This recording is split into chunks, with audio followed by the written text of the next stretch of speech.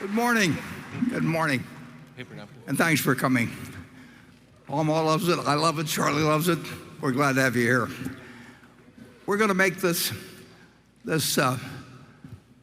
preliminary before the questions very short, because we want to get in at least 60 questions, half divided by the audience outside this arena and half from you. So I would just like to get right to the directors and the earnings that have been put up on a web page this morning. But we'll cover those very fast, and then we'll get to the questions. Now, when I woke up this morning, I realized that we had a competitive broadcast going out somewhere in the UK, and they were celebrating King Charles, and we've got our own King Charles here today.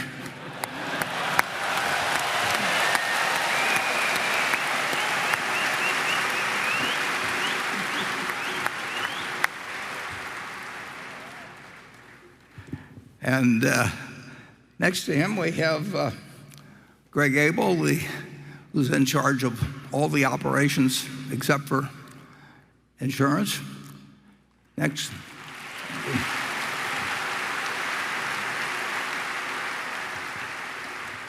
And next to Greg, we have a man I ran into in 1986 and has made us look good ever since. We have the man in charge of insurance, Ajit Jain. Ajit.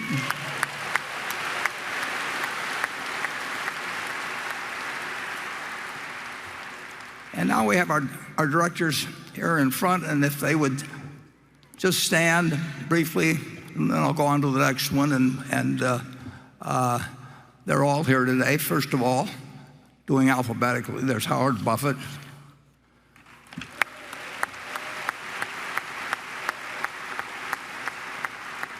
There's Susie Buffett.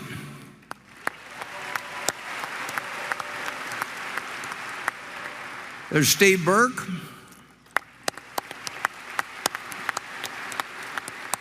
Ken Chenault. Chris Davis. Sue Decker. Charlotte Guyman.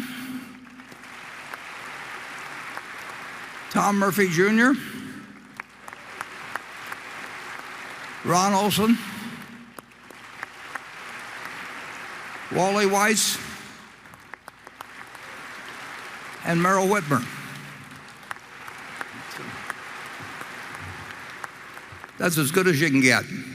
And there's one other person I would like to mention before we get on to the earnings that were put on in the press release this morning. And that's, well, let's see who we have here. We've got, this is hard to believe. Can you imagine a name? Melissa Shapiro Shapiro.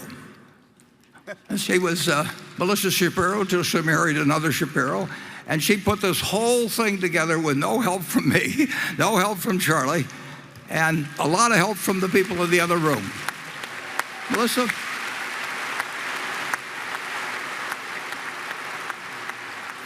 Yeah, it's very easy. If you can remember her second name, you can remember her third name. So Melissa Shapiro Shapiro. And with that, I would like to next move on to the earnings and a couple small slides that explain what we're all about, and then we're going to get to the Q&A. And the slide is up behind me. Yeah, there it is.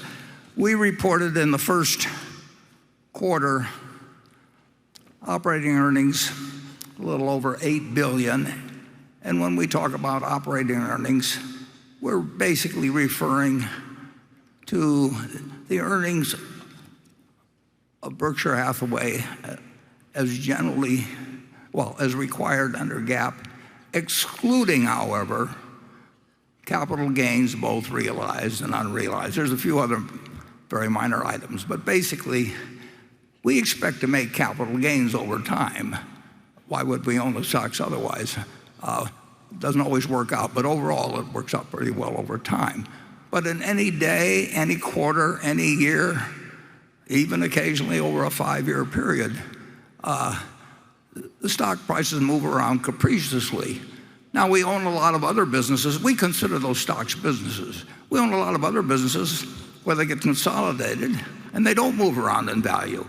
Now, if we had a little bit of Burlington stock outstanding, if we had a little bit of the energy stock trading, those stocks would move around a lot. But the businesses are what count. So the operating earnings, as you'll see, in the first quarter came in at about $8 billion.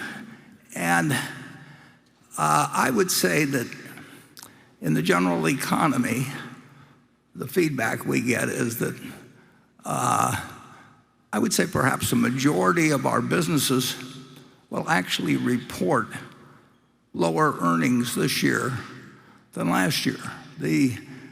In various degrees in the last 6 months or so, at various times, the businesses have left the incredible period, which is about as extraordinary as I've seen in business since World War II, where the government poured out a lot of money to people who couldn't get goods. It was more extreme in World War II, but this was extreme this time. And it was just a question of getting goods to deliver, and people bought, and they didn't wait for sales. And if you couldn't sell them one thing, they would put another thing in their backlog. It was an extraordinary period, and that period has ended. It hasn't ended with, as you know, it isn't that employment's fallen off a cliff or anything in the least, but it is a different climate than it was 6 months ago, and a number of our managers were surprised. Some of them had too much inventory on order, and then all of a sudden it got delivered, and people weren't in the same frame of mind as earlier. And now we'll start having sales at places where we didn't need to have sales before. But despite the fact that this year, I think in general, will be slower than last year, we actually are situated so that I would expect, and believe me, when I say expect, it's nothing is sure. Nothing's sure tomorrow, nothing's sure next year, and nothing is ever sure, either in markets or in business forecasts or anything else. And we don't pay much attention to markets or forecasts unless the markets happen to offer something interesting to do. But nevertheless, we are positioned in two respects, as you'll see from this first report. Our investment income is going to be a lot larger this year than last year, and that's built in. I mean, we had, as you'll see in a minute, we've had $125 billion or so in very short-term investments, and believe it or not that long ago, we were getting 4 basis points, which is next to nothing, on that $125 billion, which means we were getting $50 million a year. And now the same money, just day before yesterday, we actually bought, because of some funny twist in the market because of doubts about the deficit ceiling, or the debt ceiling, we bought $3 billion of bills at a 5.90. That's 5.9. It was a 5.92 bond equivalent yield. So we will have what produced us not that long ago on a 12-month basis was producing $50 million a year, producing something in the area of $5 billion a year. So we're in a position where the investment income is essentially, well, it is certain to increase quite a bit. And insurance underwriting is not it does not correlate with business activity. It depends on things like hurricanes and earthquakes and other events. So on a prospective basis, on a probability basis, we're likely to have a better year this year in insurance underwriting than we had last year. It just isn't affected by what you might call the business cycle, or what applies to generally in industry, detailing, you name it. So I would expect in one massive earthquake or one hurricane that came in at just the wrong place can affect that prediction. But on a probabilistic basis, our insurance looks better this year. So if you get two of the elements there of our main elements of earnings that look like they will swing in our direction, I would expect, but I can't promise, that our operating earnings will be greater than last year. And if we'll move to the second slide, I give you those operating earnings figures just to give you an overview of what has happened since the pandemic started and off the year before as a base. And we retain all our earnings, as you know. So if we're retaining 30 or 35 billion or whatever it may be a year, you should expect more operating earnings over time. I mean, this number should be significantly higher 5 or 10 or 15 years from now, because we have the advantage of retaining earnings. And that's what got us to these figures, because they were essentially nothing when we started. And they got there by retaining earnings, and we'll keep retaining earnings. So it's no great triumph if these numbers move up. And what we hope is that they move up at a reasonable rate. Historically, they moved up at an unreasonable rate sometimes, but we were working with much smaller sums then, and that can't be repeated with our present capital base. Because I note there, I believe it's on this slide, let's take a look. Now that'll be, let's see, it's on the, well, on the next page, let's move to the next slide. We show that we had on March 31st now 504 billion of GAAP net worth. Now what might surprise you is that there's no other company in the United States, no other company, that has a number that is that large. Now, that isn't because we've got the most valuable company in the United States. Other companies have used their money to repurchase shares. They could have accumulated 504 billion in GAAP. But basically, we have more under GAAP accounting now than any other company in the U.S. And of course, if you measure return on equity, that becomes a very big number to increase at a rapid rate, but we hope to do so. Not a rapid rate, a decent rate. And right below that, you see something called float. And float is money that is left in our hands, somewhat akin, but very importantly different than a bank deposit. But you have to pay interest to get a bank deposit. You have to pay more interest these days, and you have to run a bank and do a lot of things. And basically, this is money that represents unpaid losses at this time. You get paid in advance in insurance. So what shows up as a net liability on our balance sheet gives us funds to exercise with an amount of discretion that no other insurance company that I know of in the world enjoys, just because we have so much net worth. And our float now comes to 165 billion, and the man sitting on the far left is responsible for moving that number up from a pittance in 1986 to this incredible figure, which in most years, practically all years, hasn't cost us anything. So it's like having a bank with no employees, no interest, and no ability to withdraw the money in a hurry that we have working for us. And it's a very valuable asset that shows up as a liability. And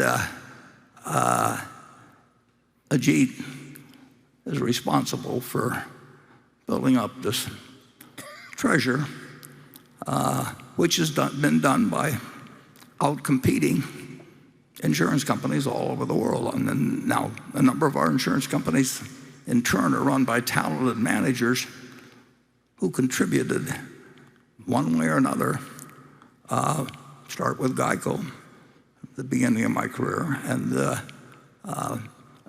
that float, if you think about it, just think of a balance sheet.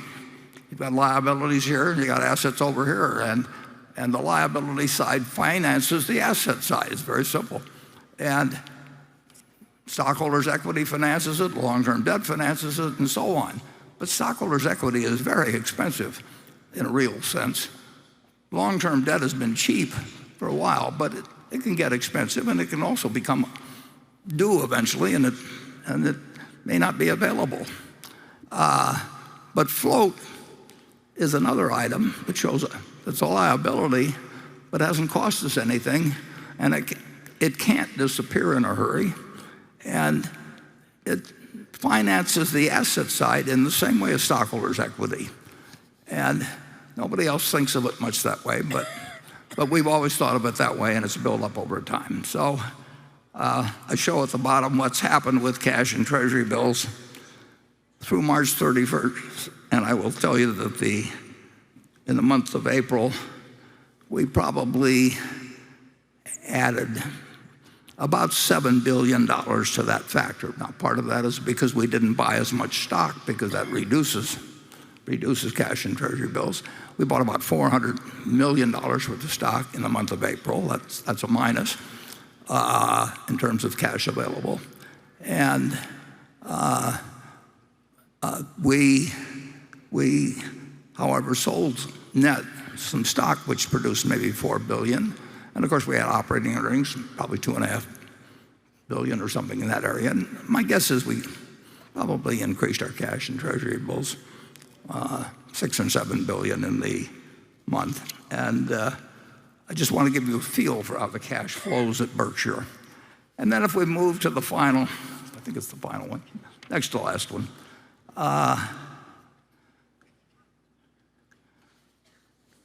No, I think it is the last one. Let's see, is the fourth? Yeah, we should have the one up there, Class A equivalent shares outstanding. And you'll notice that every year the number of our shares go down. So if we own more businesses and the businesses make more money, your share as shareholders, as owners of Berkshire, increases every year without you laying out any money. Now you're laying out the alternative, which you could receive in dividends, but the reason we've gotten to where we are is because we kept the money. We did pay a dividend in 1967, 10 cents a share. It was a terrible mistake. And I always tell people that I'd left for the men's room and the directors voted while I was gone, but that isn't true. I was there, I confess. But we reinvested, and that's produced the $500 billion plus of shareholders' equity and the $30 billion plus of operating earnings. And we'll continue to follow that policy because it makes a great deal of sense. And with that, I think we've taken care of the preliminaries. You can study the 10Q is on the web page, and if you have a week or two vacation, you could spend it reading the 10Q. But that is the essence of Berkshire, and with that I will start with Becky Quick and we will alternate between Becky and the audience, and her questions have come in from all over the country, and I believe you identified the sender, and go to it, Becky. Thanks, Warren. The first question comes in from Randy Jeffs in Irvine, California, and his question is, if Silicon Valley Bank's deposit had not been fully covered, what do you think the economic consequences would have been to the nation? Well, I would just simply say it would have been catastrophic. And that's why they were covered. And even though the FDIC limit is $250,000, that's the way the statute reads, but that is not the way the U.S. is going to behave any more than they're going to let the debt ceiling cause the world to go into turmoil. And I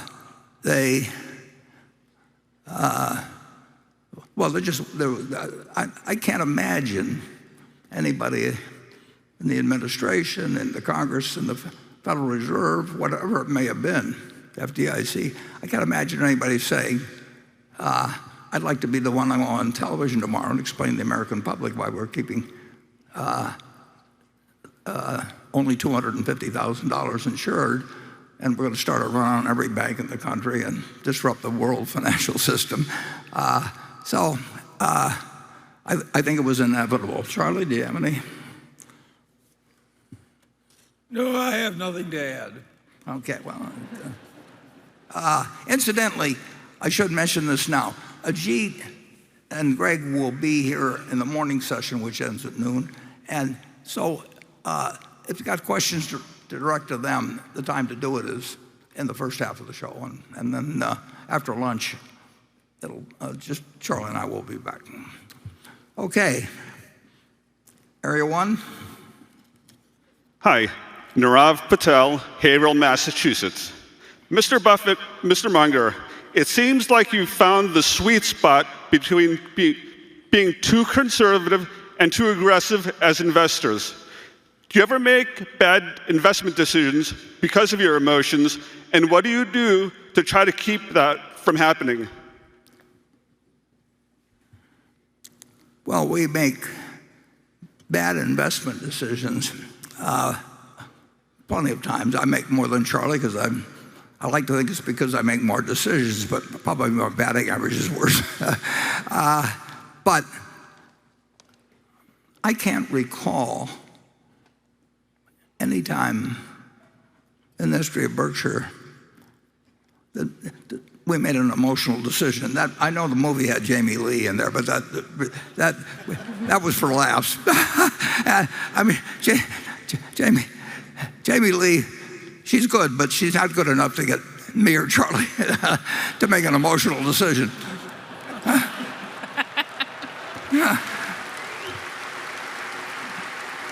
Charlie, I'm sure you have something to add on that.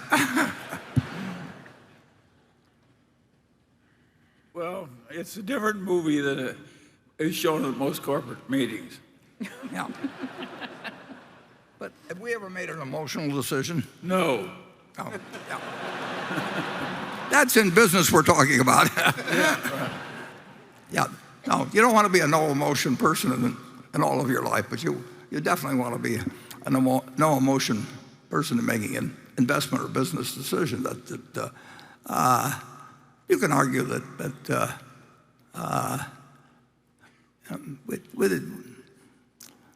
we probably, I would say that we made an emotional decision perhaps, and when a manager has been with us for some period, and we've ignored the fact that perhaps they weren't quite what they were earlier. But our businesses are so good that they run better sometimes. I've talked about Wesco, for example, the wonderful Louisville incentive, and it ran on automatic pilot for a while, but I don't think we suffered by it. But you can argue that if Charlie and I hadn't liked Louis as much as we did, we might have spotted it a little bit early, but I don't think it made any difference in the results. Would you agree with that, Charlie?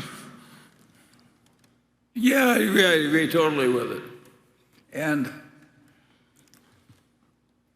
I'm glad we behaved the way we did at Wesco.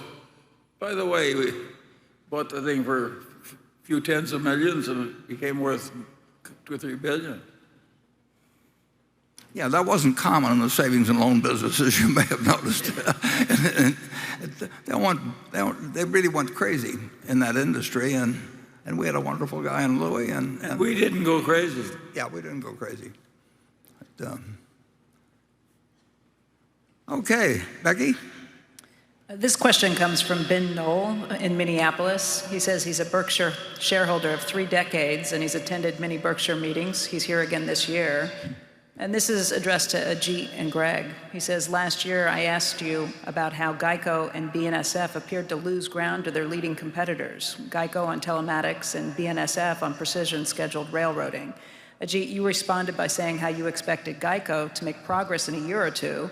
Greg, you spoke about your pride in BNSF, but you didn't directly address the threat of precision scheduled railroading. Will each of you please provide perspective on these competitive challenges and our company's strategies to address them?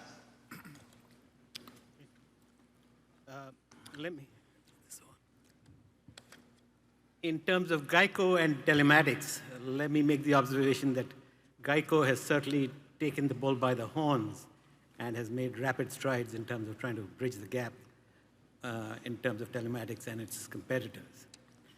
They have now reached a point where on all new business, close to 90% has a telematics input to the pricing decision. Unfortunately, less than half of that is being taken up by the policyholders. The other point I want to make is even though we have made improvements in terms of bridging the gap on telematics, we still haven't started to realize the true benefit. And the real culprit or the bottleneck is technology. Geico's technology needs a lot more work than I thought it did. It has more than 500, actually more than 600 legacy systems that don't really talk to each other. And we're trying to compress them to no more than 15, 16 systems that all talk to each other.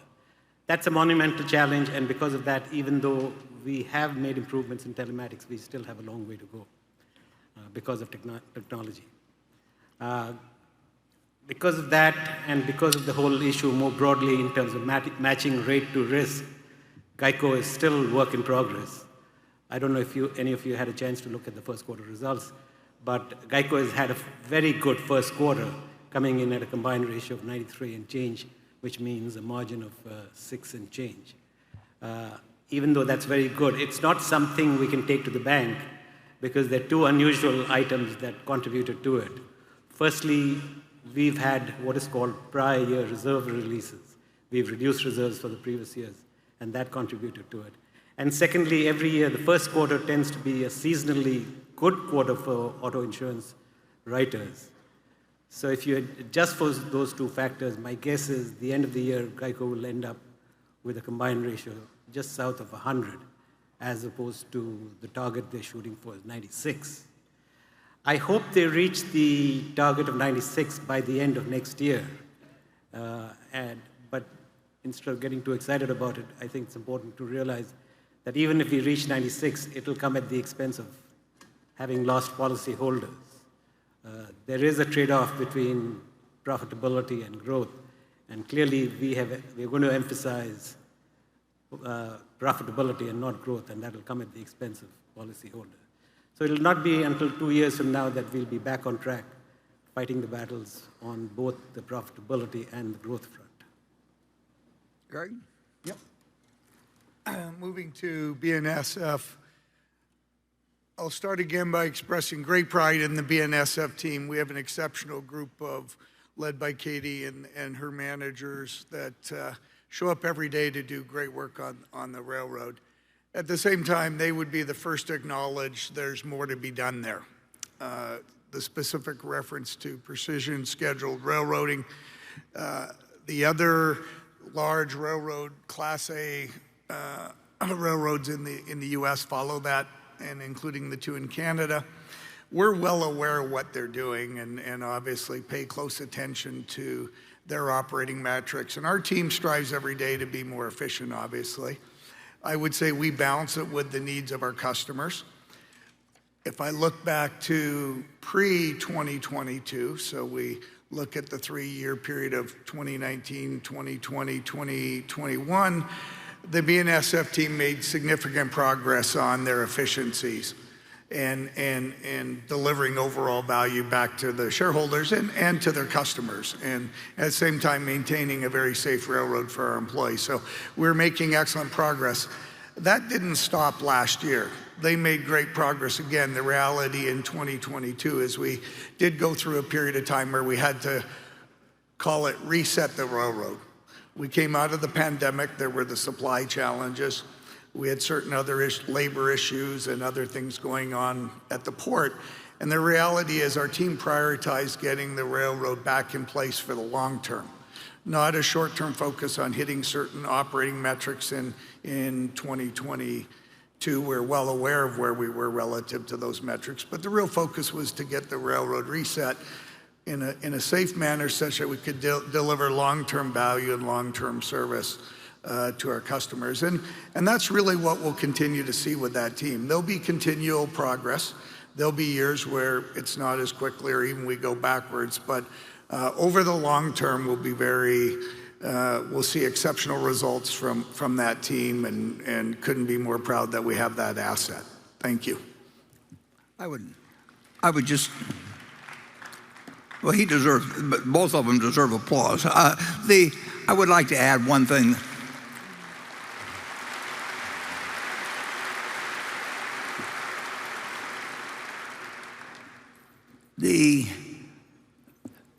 At GEICO, Todd Combs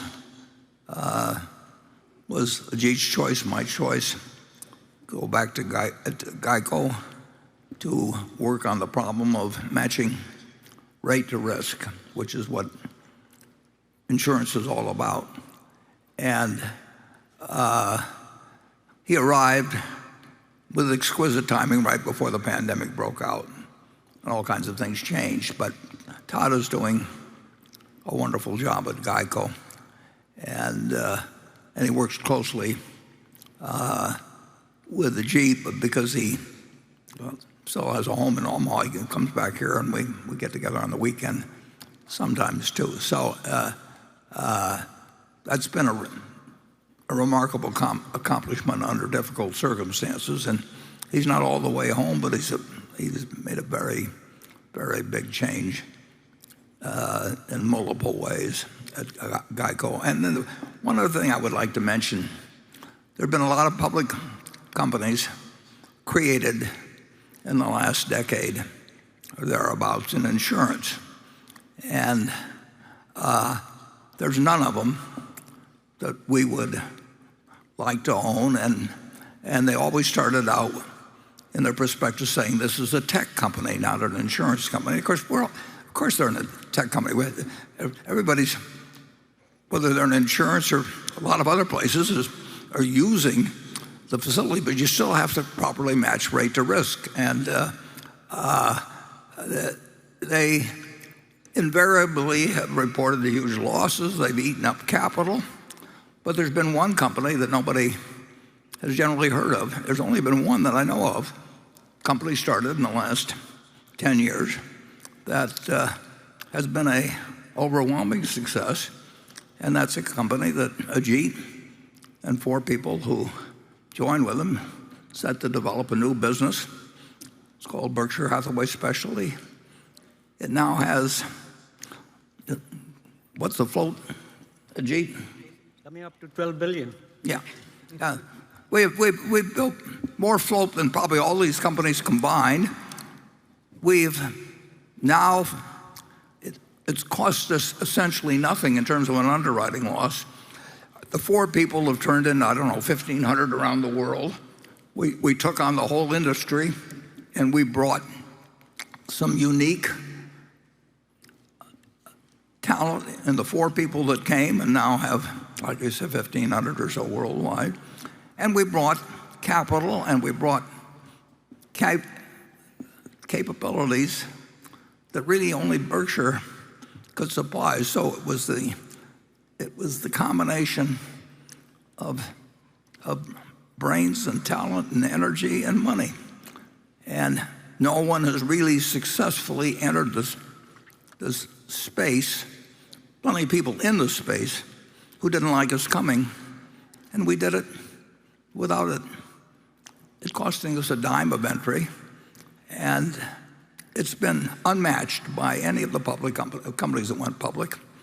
And people have seen us do it, but they can't duplicate it. And that's what Ajita's created. And Peter Eastwood has led this group, Berkshire Hathaway especially. And it's just remarkable. So anyway, with that, let's go on. Yeah, well, give him a hand for that.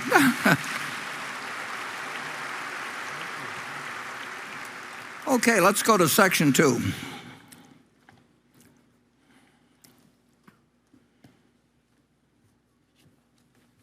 Hi, Charlie. I'm Warren. I'm Karen here from I'm glad you Singapore. got that in. Your priorities are right.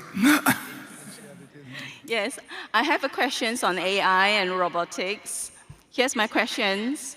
As AI and robotics continue to advance, what do you believe will be the positive and the negative impact of this technology on both the stock market and society as a whole? And are there any specific industrials and companies that you believe will be most impacted? Karen, I thank you for asking Charlie that question.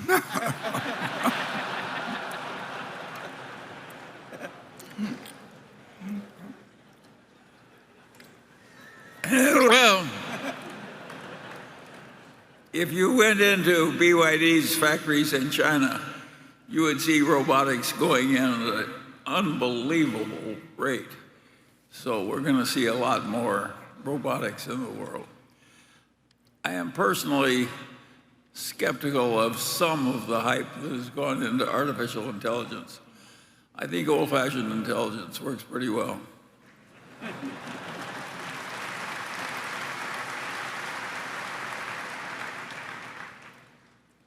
There won't be anything in AI that replaces a gene. I'll state that unqualifiedly. It can do amazing things.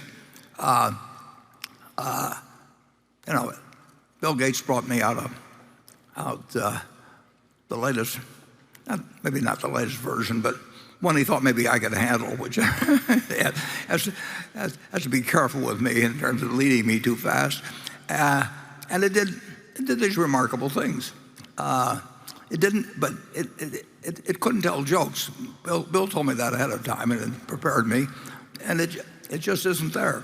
But things like checking all the legal opinions, since the beginning of time and everything, and eliminating all the it can do all kinds of things. And when something can do all kinds of things, I get a little bit worried, because I know we won't be able to uninvent it. And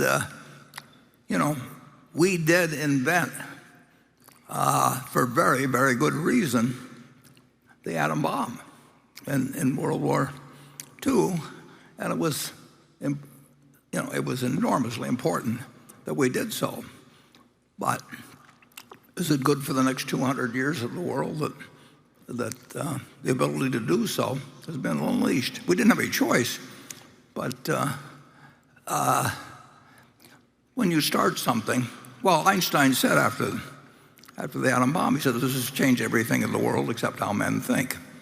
And I would say the same thing not the same thing, I don't mean that, but I mean with AI, it can change everything in the world except how men think and behave. And that's a big step to take. It's a good question, and it's the best answer we can give. Becky? This question comes from Tom Seymour. He says, the first sentence of a recent Financial Times article read, Charlie Munger has warned of a brewing storm in the U.S. commercial property market, with American banks full of what he said were bad loans as property prices fall. Please elaborate on what's going on in commercial real estate. How bad will the losses be, and what sectors or geographies look particularly bad? I'll just add an addendum from another viewer who wrote in and wanted to know if Berkshire would be more active in commercial real estate as a result.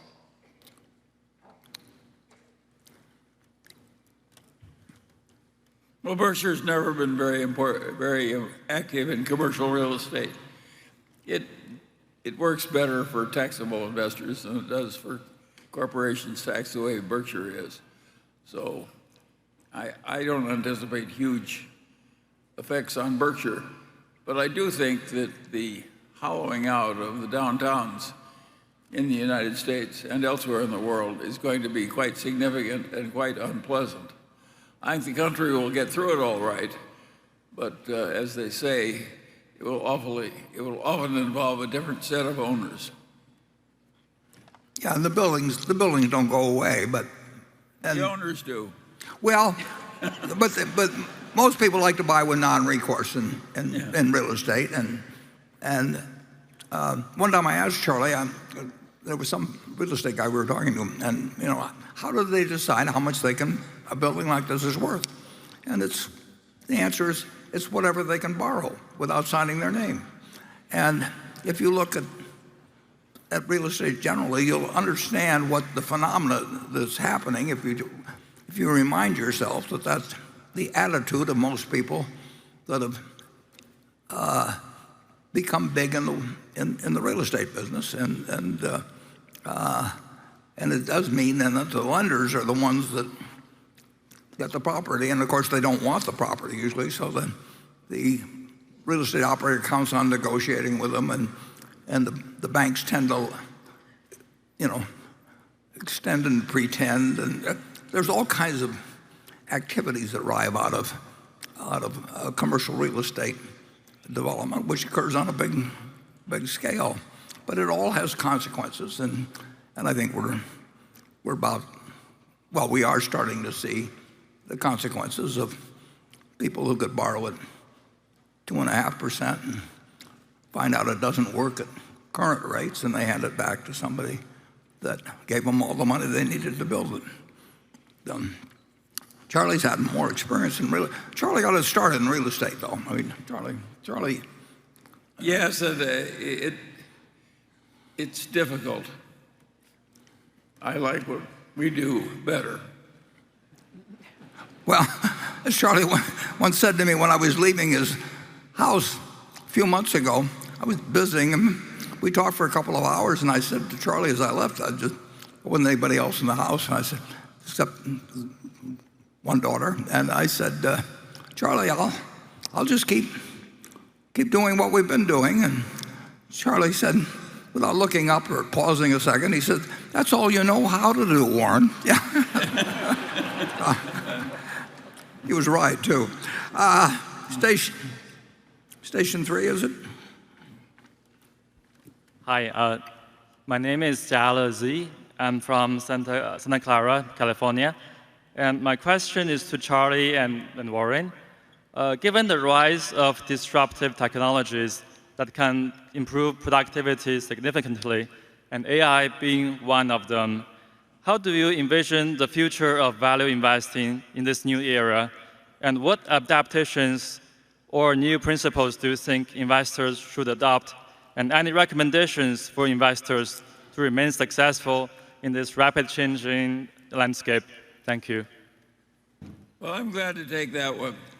I think value investors are going to have a harder time now that there's so many of them competing for a diminished bunch of opportunities. So my advice to value investors is to get used to making less. And Charlie has been telling me the same thing the whole time we've known each other. I mean, we get along wonderfully because... Well, we are making less. Yeah, well, but that mostly, I think, is because it's larger. When we were younger.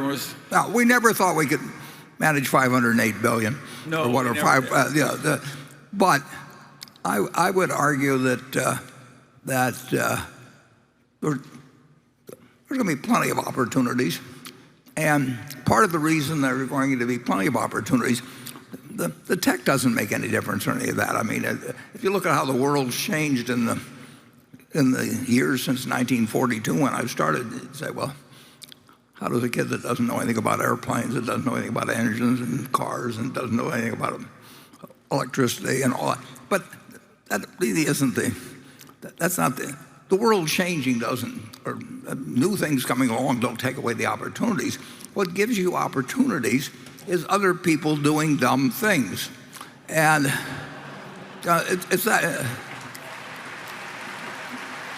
And I would say that, well, the 58 years we've been running Berkshire, I would say there's been a great increase in the number of people doing dumb things, and they do big dumb things. And the reason they do it to some extent is because they can get money from other people so much easier than when we started. So you could start 10 or 15 dumb insurance companies in the last 10 years, and you could become rich if you were a droid at it, whether the business succeeded or not, and the underwriters got paid, and the lawyers got paid.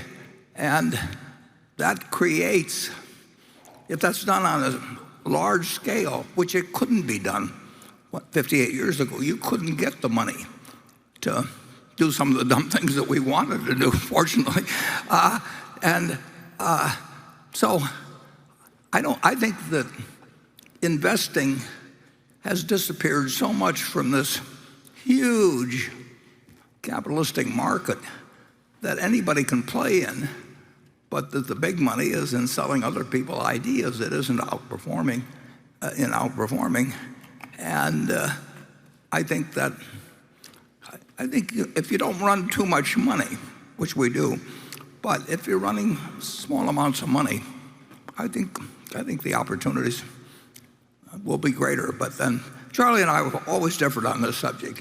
He likes to tell me how gloomy the world is, and I like to tell him we'll find something. And so far we've both been kind of right. Charlie, will you budge an inch on that or not?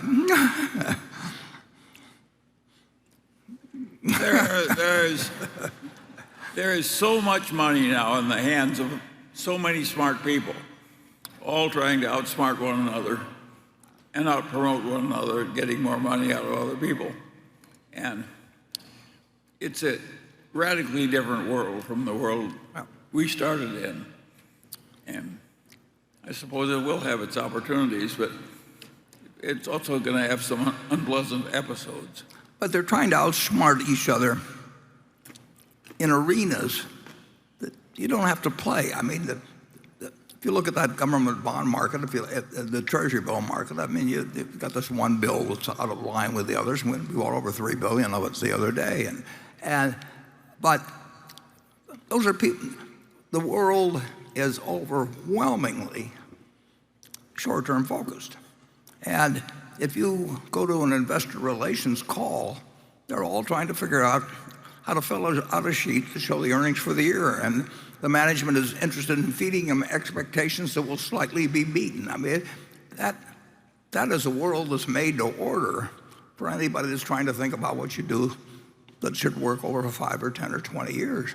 And I just think that I would love to be born today and go out with not too much money and hopefully turn it into a lot of money. And Charlie would too, actually. He would find something to do, I will just guarantee you. And it wouldn't be exactly the same as before, but he would have a big pile. I would not like the thrill of losing my big pile into a small pile. Well, I like my big pile just the way it is. Well, we agree on that, incidentally. Okay. Yes, we do. You're one of the most extreme lovers of the big pile. Becky? This question is for both Warren and Ajit. It comes from Jason Plonner in Livingston, New Jersey. He says, in 2016, you entered into a very unique transaction with AIG where you assumed up to $20 billion of liabilities in exchange for about $10 billion up front. Can you please provide us with an update on this transaction in light of the increase in interest rates? And then in Tokyo, just a few weeks ago, you talked about the risks of banks with assets that were susceptible to rising interest rates. Any insight as to how Berkshire liabilities are susceptible to duration would be appreciated. Is that directed to Ajit or me or what? Both. Okay, let me introduce it by one thing, and well, Ajit is the key to this. He's the one that put the deal together. But we got handed $10 billion, we'll say. But we weren't restricted to putting that into bonds. So what the exact interest rates affect us to some degree, maybe, in terms of the terms of the deal we did with AIG or anybody we would do a similar deal with like that. But we don't have to put it in matching bonds or anything of the sort. It goes into a general pool of assets, which we manage, and the assets, the liquid assets now are 130 billion plus, but it goes in. So it is not set aside in some little compartment like people like to think. Now, any other insurance, no other insurance company could do it, but they can't think that way. They aren't even used to thinking that way, but they can't think that way because they don't have our balance sheet. We account for 26% or something like that of the net worth of all property casualty companies in the United States. So far, the payments that we have had to make have run modestly, and Ajit will correct me on this if I'm wrong, because he paid a lot of attention to it. The amount we have had to pay has run slightly below the amount we anticipated having to pay in terms of our share of the losses. But it served AIG's purposes. It came to us where we are in a unique position. There's nobody else that was able to write that, just like when we took on the Lloyds. I mean, Lloyds said there was no choice other than Berkshire Hathaway when they essentially resuscitated their market by laying off a lot of liabilities on Berkshire Hathaway. So we won't see those deals very often. If they're for $500 million or something like that, somebody else will go in there and offer more money, and everybody's looking for money in Wall Street. But if they start talking with a deal like the AIG deal, there isn't any other stop. Now, correct me on all my numbers there, Ajit. No, one way to look at how the deal is performing since we did the deal is at the point in time when we did the deal, we had made certain projections of how much we will pay out each year. And what we do is monitor what the actual payments are since the inception of the deal, and how does that compare with what we expected to pay out.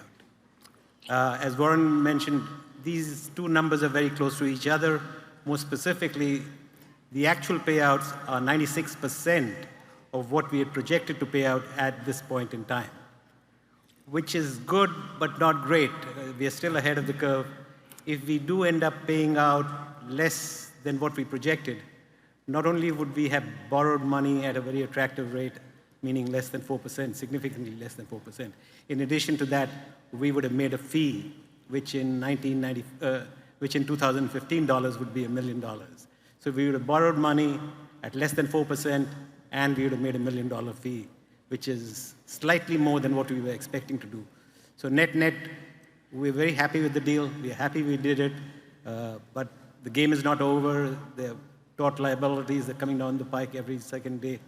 So I'm cautiously optimistic that the deal will work out better than what we expected it to work out. Well, the really interesting thing is that within Berkshire, the casualty insurance companies have 4 times as much stockholder capital behind each dollar of premium volume. 4 times normal. And of course we see the big deals. Who would you trust if you had a big liability you wanted to dump on somebody?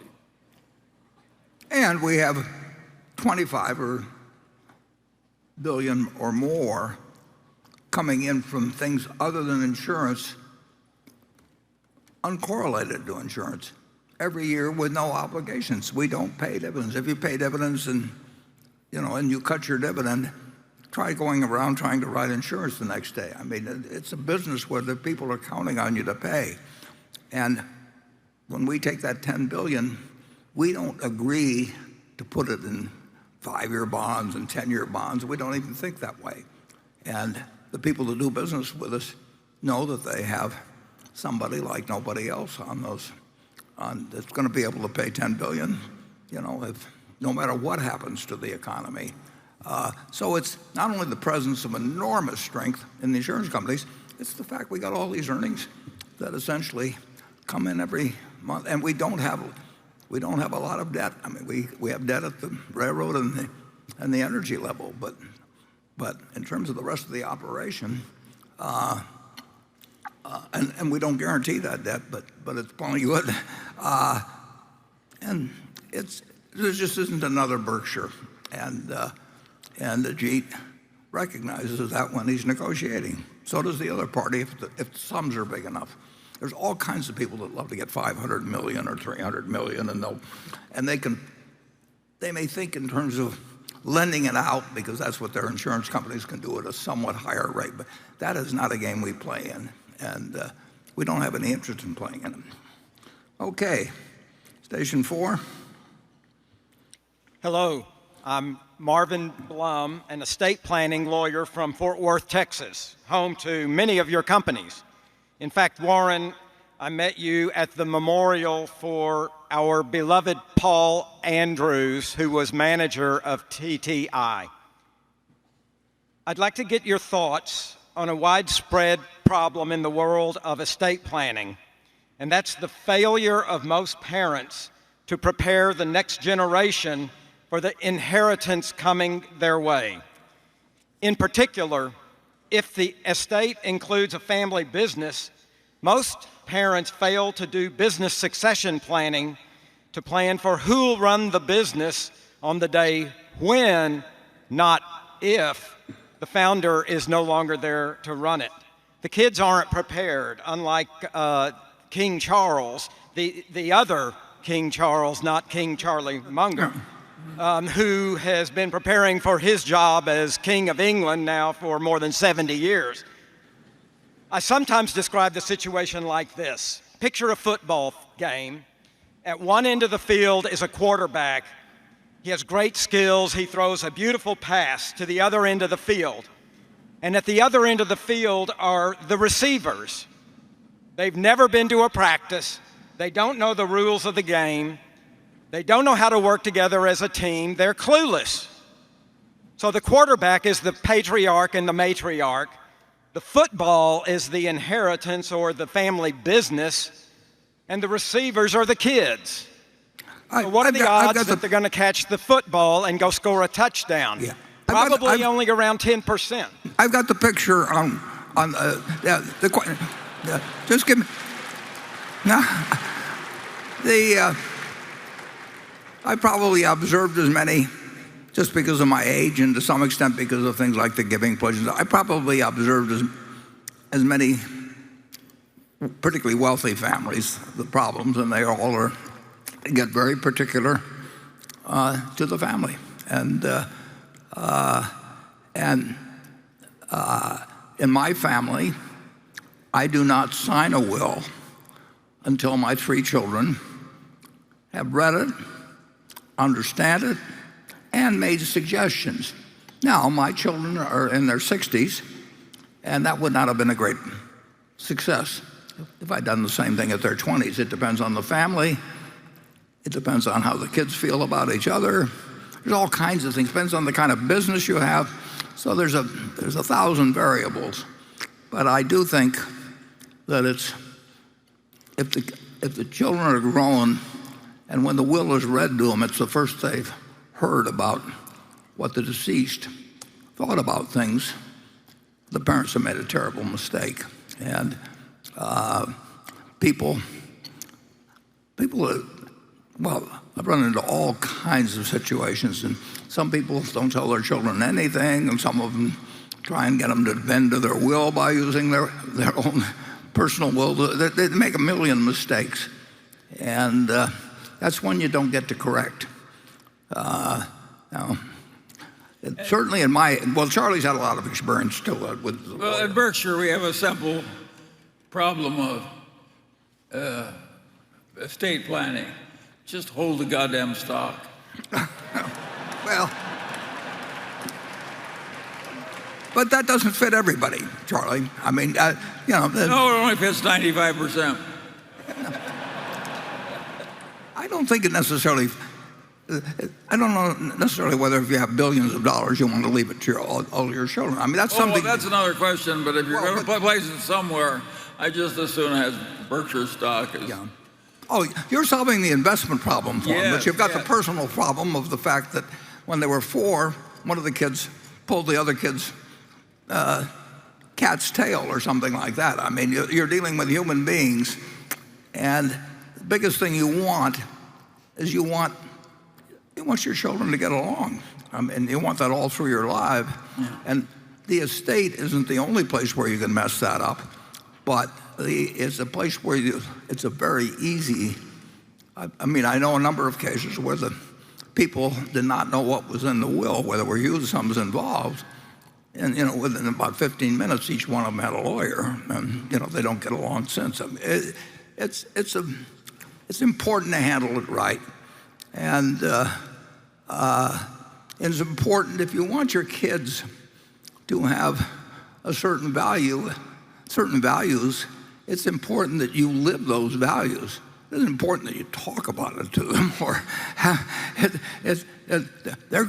they're learning from you from the day they're born what you're really like, and don't think that a cleverly drawn will substitute for your own behavior in teaching your kids the values you hope that they will have, and then your will should be in conjunction with that. It should start expressing it, and they grow older, and then they learn to pass along their values in connection with the size of the state. If there's family farms, it's one thing. If it's a bunch of marketable securities, it's something else. But I know of one instance by a particularly rich fellow that once a year he'd get his kids together and have a dinner and do all kinds of things to get them to sign their income tax returns in blank, because he didn't want them to know how much money they had and everything. Well, if that isn't going to work, I mean, I don't know what necessarily would have worked with him, but if you want, but Charlie and I have said it, if you want to figure out how you want to live your life, you write your obituary and reverse engineer it. I mean, and Paul Andrews, incidentally, who you mentioned at TTI, lived as great a life as anybody I've known. And he thought about these problems, and he came to me. He was 61, I think, had all the money way beyond what he needed. Didn't care about it. He'd like to give it to people. He had all kinds of good things he wanted to do. And he said, for a year, I've been worried about my business, TTI. And he said, I've got all the money I need. The family's got all the money that I need. But what do I do with the business? These people have helped me throughout my life. And he says, I could sell it to a competitor.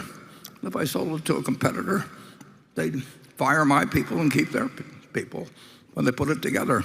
And if I sell it to a private equity firm or something, they'll be figuring their exit strategy as they sign the papers. And he said, oh, I've been thinking about it a year.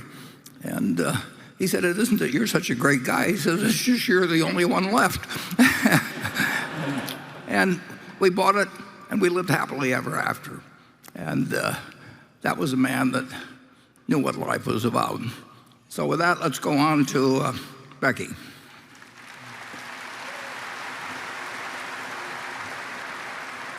This question comes from Don Glickstein in Seattle. He says, Warren has criticized Norfolk Southern's handling of its train derailment, yet has been silent about BNSF's conduct. A federal judge ruled in March that BNSF intentionally and illegally violated an easement agreement on tribal land in Washington state by transporting long trains of crude oil. The same month the judge made his ruling, a BNSF train derailed on tribal land, spilling oil in an environmentally sensitive area. What is Warren doing to ensure that BNSF and other Berkshire subsidiaries fulfill their ethical responsibilities? He says he's been a Berkshire owner for more than 2 decades, and he's concerned that Berkshire has no systems to identify and address what he calls reprehensible behavior at BNSF and other subsidiaries. Greg? Sure. So it is a valid issue that our team obviously has been dealing with at BNSF. We did move crude across that tribal land. We had an agreement that allowed us to move X number of units per day, and we did breach it. We went over it. There was some fundamental breakdowns there in that our team didn't understand the number of trains that they could move. We have had significant discussions with the tribe looking to resolve the issue, recognizing we obviously benefited from moving those trains, and those type of discussions will continue. I would say there's lessons learned there that we have to, when we make a commitment, understand what that commitment is and live by it, or don't assume we can just move our trains as we wish, or the cargo as we wish. We have to respect those agreements. So there's been a moment learned there, but at the same time, we've taken it very seriously and attempted to reach a resolution there. And at some point, I hope we do come to a true resolution that's fair both to the tribe and to BNSF. On the derailment side, we did have an issue around the track derailed. We worked very closely with the tribe to mitigate that issue instantly, or at least over a very reasonable period of time.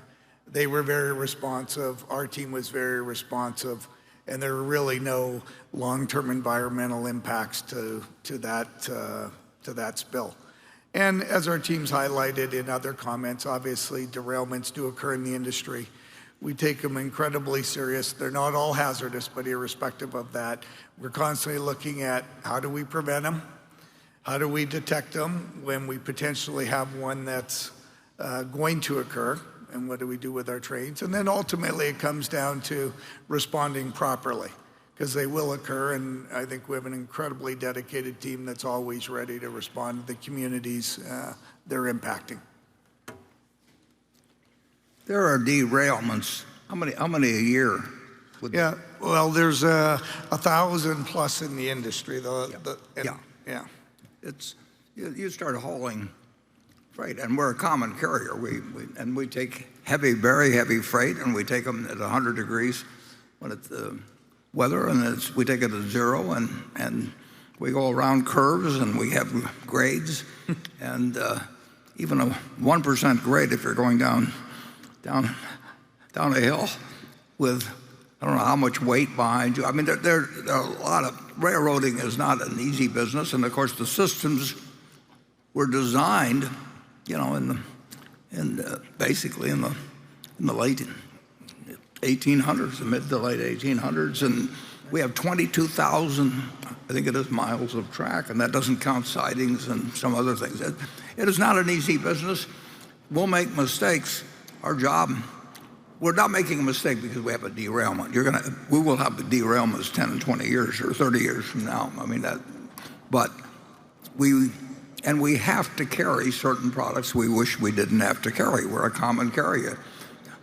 Do we like carrying chlorine and ammonia and all of it? No, but they're going to move from one place to another in this society, and we are a common carrier, and we load them, and if they select our railroad.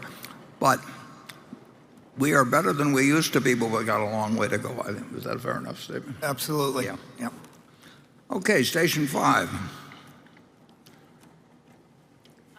Hi, Mr. Warren and Mr. Munger. My name is Su Jinghua from China, Zhongning Longdao Company. And first of all, I'm so excited and very honored to be here today. And my question is, with more and more people focusing on environmental competition protection and the government supporting the new energy industry as well, so what are your thoughts on the continued development of new energy? How may the new energy firm achieve better development in future?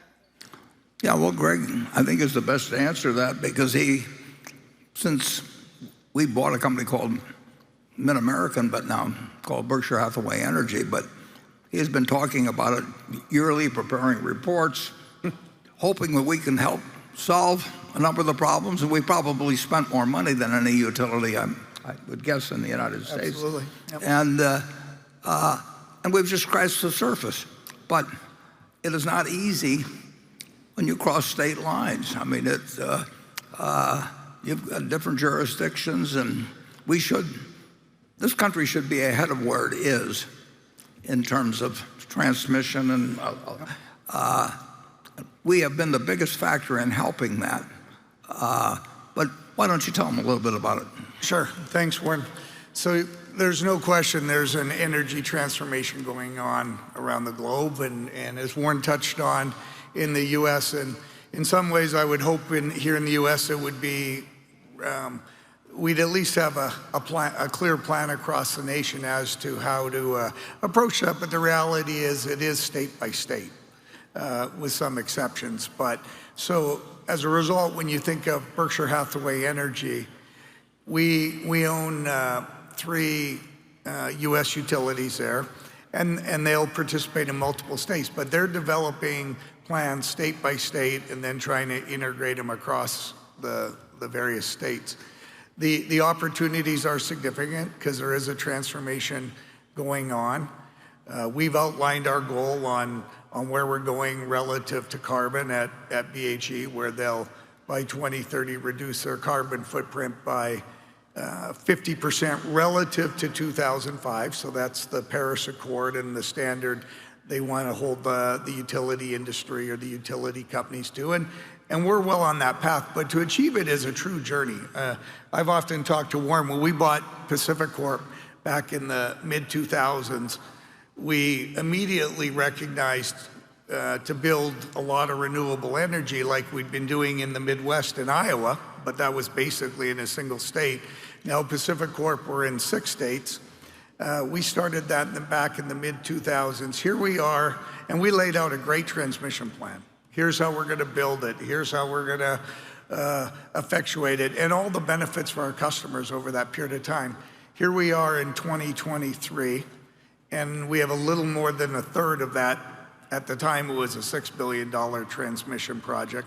Today, we have a little more than a third of it built, and we've spent probably closer to $7 billion. And it's the right outcome. It's still a great outcome for our customers, but that transmission, you absolutely, as part of the transformation, you absolutely have to build it to move all that renewable energy. And that's sort of the complexity Warren was highlighting. It is you can't just wake up one day and solve this problem. You start with transmission and then you build the resources. But at that same company, and if we look at what we're doing across BHE Energy and that energy transformation, we have $70 billion of known projects that are really required to properly serve our customers and achieve that type of energy transformation across those utilities, and that's in the coming 10 years. So we have a team that's absolutely up to the challenge. They're delivering on their commitments, and it's a very good business opportunity for each of our companies and for our shareholders, because as we deploy that capital, we obviously earn a return on equity of it. So, but it will be a long journey. It'll happen over an extended period of time, and the further you get out there, the more dependent upon the evolution of a variety of technologies that are progressing but not there yet. So you've raised a question that I want to just take an extra minute on because it's so important, and I don't really know whether our form of government is ideal at all in terms of solving the problem you describe. we have solved at one time. In World War II, we took a country that was semi-limping along, and we found ourselves in a world war. And what we did in a world war is we brought a bunch of people to Washington at $1 a year, whether it was Sidney Weinberg or Goldman Sachs, you just name them. And we gave them enormous power to reorient the resources of the United States to face the problem that they faced, which was to create a war machine. And what they did was they found Henry Kaiser, and told him to build ships. And they went to the Ford Motor Company and said, you build tanks and some airplanes. And they reordered the industrial enterprise of the United States in a way that was unbelievable, because they had the power of the federal government and they had the ingenuity of American business and they had the facilities of American business, and it led to a very successful outcome. But can we do that in a peacetime where you've got 50 states and you have to get them to cooperate, and you don't have anyone that you can issue orders, but you can't designate where the capital goes at the other end? And we try and do it with tax incentives and all of that sort of thing, but we haven't created the unity of purpose and the machinery that worked in World War II, where essentially everybody felt their one job was to win the war, and we figured out how to use our industrial capacity to, in effect, defeat the Axis powers. And how do you recreate that with the present democratic system? I'm not sure I know the answer, but I sure know the problem. And I think that if you can think of if you've got an emergency on your hand, I mean, you really need to re-engineer the energy system of the United States. I don't think you can do it without something resembling the machinery, the urgency, whatever. The capital is there. Yeah. The people are there. The objective is obvious, and we just don't seem to be able to do it in a peacetime where we're used to following a given set of procedure, and China, you've got one country, and we've got 50 states, and we got a whole different system of government. That we should be up to the test, but so far it hasn't worked. So thank you for the question. Becky? This question comes from Chris Freed in Philadelphia. He says, we know that Greg Abel and Ajit Jain are the next generation of Berkshire leaders. Who are currently behind Greg and Ajit in their respective roles? Well, that will be the question that they give their, well, Greg will have some extraordinary circumstance, but he's going to succeed me. And then he will be sitting in a position where he needs his equivalent, or something close to his equivalent, because he's better at many things than I've been. He will need that substitute. And when the question comes where we know Ajit's opinion on that, but Greg will probably be the one that will make the final decision. I mean, it's his responsibility. And Ajit will give him his best advice, and I think the odds are very, very, very high that Greg would follow it. So, but those are not easy questions. It isn't like everybody talks about the executive bench and all of that sort of thing, which is baloney. I mean,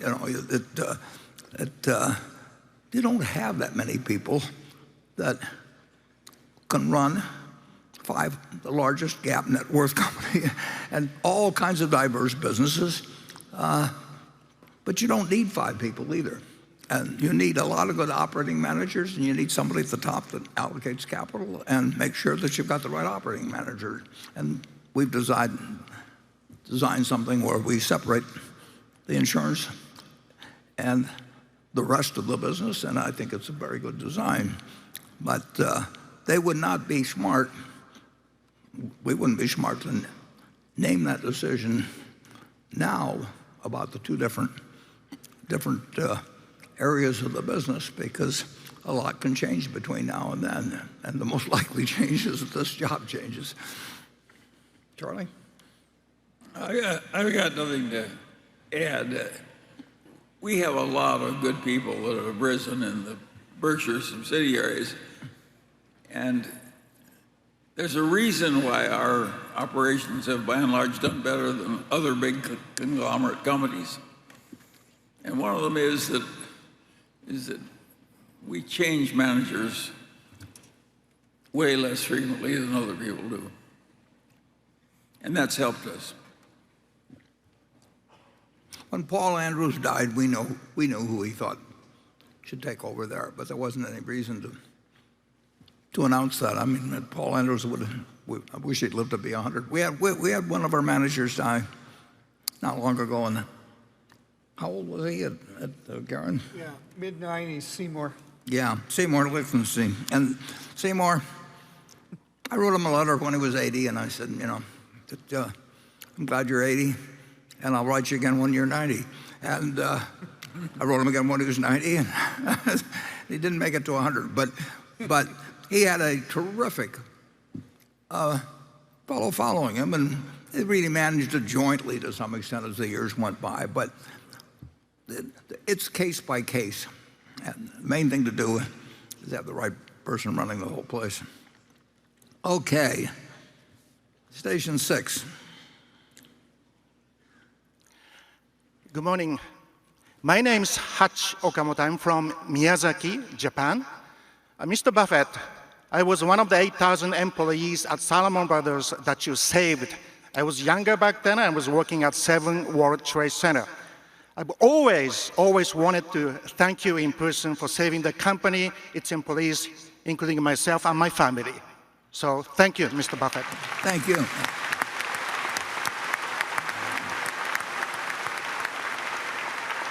And thank Derek Maughan, who actually had been over in Japan before that, and who I met for the first time the day before I put him in, and he turned out to, it wouldn't have worked if Derek hadn't come. So whatever you taught him in Japan, thank you. Thank you, sir. Now my question. Time to time, you have reminded us to not bet against America. What do you think are the most important things for U.S. to remain strong? And on the risk side, if the strength of the country is undermined, what could be the reasons? Well, we've had a lot of tests. I mean, we're such a young country. When you think about Japan and you think about the United States, it's just incredible how new we are to the block. I mean, what are we? 234 years old since we started. That's nothing. I mean, Charlie and I combined are we've lived 2/3 of the life of the country. So, and I mean, it really has. I mean, we've been tested at 46 national elections, and we made some bad choices, and we've had a civil war. I mean, so the country has had enormous advantages, though, in some way, because we started with 0.5% of the world's population in 1790, and we now have something close to 25% of the world's GDP. And it wasn't because we had some incredible advantage in terms of land. It was nice to have two oceans on each side back when people tried to rule the world by ruling the waves. But and we had good neighbors in Canada and Mexico, but it's a miracle. And you say, how do we keep the good parts of this system while culling out our obvious defects? And we do it in a very herky-jerky manner. But net, the United States is a better place to live than it was when I was born by a huge factor. I mean, I just got a root canal a week ago, and I was just thinking, I don't know who even invented Novocaine, but I'm for him. You know, I mean, but in a million ways. I mean, you can romanticize about the past, but forget it. It has worked, but now we do have an atom bomb, and we wish nuclear power. You know, we wish the atom had never been split, but it has been, and you can't put it back in the bottle. So the challenges are huge. Our government always looks. You know, my dad was in Congress back in the 1940s, and it looked like a mess then, you know, although it was unified by the war to some degree, but it was still very partisan. Now, the problem we have, I think, is that partisanship, it seems to me, has moved toward tribalism, and tribalism just doesn't work as well. I mean, when it gets to tribalism, you don't even hear the other side, and tribalism can lead to mobs. I mean, it flows. I mean, you've seen it elsewhere. We've seen it to a degree here. So we have to refine in a certain way our democracy as we go along. We deal with the world we live in. But if I still had a choice of any place to be born in the world, I'd want to be born in the United States, and I'd want to be born today. I mean, it is a better world than we've ever had, and with present-day communications, we can also see much more how terrible it is in many ways. And it's got problems. When I was born in 1930, there were 2 billion people in the world, and now there's maybe 7.7 billion and growing. And we went millennia with really no change in population. So and of course, we've introduced energy into, in an incredible way, into something where we now have 7.7 billion people using way more energy than they did when I was born, when there were 2 billion people. So it's an exciting world. It's a challenging world, and I don't know the solutions on things. I do think that we do need to think about different solutions in terms of how we get important problems solved, and that we don't kid ourselves that something magic will happen, or that everybody will get together and we'll all just cheer and it'll go away by 2050 or anything. And how well we adapt to that, we will see. I would say so far it doesn't look very promising, but then I'm sure that when Lincoln looked at it, what was going on in the Civil War didn't look very promising either. So I think that the U.S. is capable of doing remarkable things, and I think it wouldn't surprise me if they do it again. Charlie, are you? Pardon? Well, I'm slightly less optimistic than Warren is. I think the best road ahead to human happiness is to expect less. I think it's going to get tougher, and I think the solution of having a huge proportion of the young and brilliant people all go into wealth management is a crazy development in terms of its natural consequences for American civilization. We don't need as many wealth managers as we have. Charlie was born on January 1st, 1924, and you'd hate to go back to that, wouldn't you, Charlie? Yes, I would. And I like more wealth managers who are just merely reflecting the fact there's more wealth. But I don't like everybody going into wealth management right out of MIT or something. I think the world's a little crazy now. Take your choice. Okay, Becky. This question comes from Dennis DeGennaro. As Warren stated in the 2022 annual report, Berkshire will always hold a boatload of cash in U.S. Treasury bills. It will also avoid behavior that could result in any uncomfortable cash needs at inconvenient times, including financial panics and unprecedented insurance losses. After Warren passes away, his A shares will be converted into B shares and distributed to various foundations. These foundations will then sell the shares to fund their causes. Warren estimates it will take 12 to 15 years for all his shares to be sold. I worry that a corporate raider like Carl Icahn or a group will buy up enough of these shares to take control of Berkshire and completely disregard Warren's philosophy of holding a lot of cash in U.S. Treasury bills and instead be greedy, reckless, and highly speculative and ruin Berkshire's position as a rock-solid financial fortress. I also worry that changes might be made in how Berkshire's subsidiaries are run. Do Warren and Charlie worry that these things could happen? Well, I think it's fair to say we think about it plenty. But I don't worry enormously. If we, it is true that Greg and the directors will have a honeymoon period for a long time simply because of the votes that will still remain. I mean, but it's true that eventually they will get judged based on how well our operation fares versus others. Now, if we don't pay any dividends in 12 or 15 years, you're talking $1.5 trillion that it would take to take over. I think if we can't, that limits the group.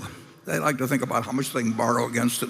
It doesn't work when you, and some of these, there's nobody that can come close to doing it themselves. And I think that the important thing is that Berkshire be regarded as a national asset rather than a national liability. We've got to be a plus to the country with our form of operation, and we certainly have got a record which will then be 12 or 15 years longer, done with much more capital, more companies, more things will have happened where our hundreds of billions can work its way into the economy in terms of lots of jobs, lots of products, lots of behavior, and it can be compared with other things. So I think we win out if we deserve to win out, and I think the odds of that happening are very, very, very high. Charlie? Well, I don't spend much time worrying about something that's going to happen 50 years ago and after I'm dead. I think if you sort of take care of each day's responsibilities pretty well and think ahead as well as you can, then you just take the results as they fall. So I'm philosophical about it.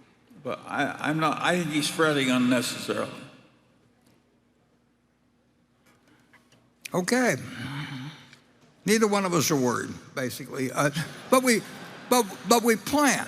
We do plan. And you know, I've got a model in my mind of what Berkshire has been. That model's it's been modified plenty of times over 58 years. The one thing I knew initially or very quickly, was it shouldn't be a textile company. That was an important decision. And we've just played the hand as it come along, and we made a few really good decisions, and we'll never make a decision that kills us. The only things that are a threat to the planet, we don't have any answer for those. But we keep ourselves in better shape than anybody else. And we just aren't going to have big maturities of debt that come along. We aren't going to have insurance policies that can be cashed in en masse, and we will sit with what looks like a huge amount of capital, and it is a huge amount of capital, but there's a huge amount of earning power, there's a huge amount of diversity, everything. So our business model will be graded, and it'll be graded against a whole lot of people that we'd like to be graded against. So I think we're handing something very secure over to the future, and I think we've got the shareholder base like nobody has. I mean, there isn't anybody in the country that I know of, unless they've had an employee-owned company prior to going public or something of the sort. But this is the product of 58 years of regarding the shareholder as the owner of the company. But what does that mean? That means having happy customers. It means being welcomed by your community rather than having them turn you away. It means that the government feels better with you if there's a financial crisis because you can provide something that actually the country can't under some circumstances, and you'll be there. And at the same time, it'll be good for the business. And we will have crises of one sort or another, but if they aren't challenging the planet, which worries you in terms of some of the threats that we have, we'll be a plus to the United States, and if we're a plus to the United States, we'll survive. Okay. Station 7. Mr. Buffett and Mr. Munger, thank you for having us this weekend. My name is Bo Clayton, and I'm from Durham, North Carolina. One of the reasons that we are all here is that you're great storytellers, and we carry those stories back home with us. Can you please share a couple stories that maybe we haven't heard before about Mr. Abel and Mr. Jane that capture their character and their caliber as leaders? Well,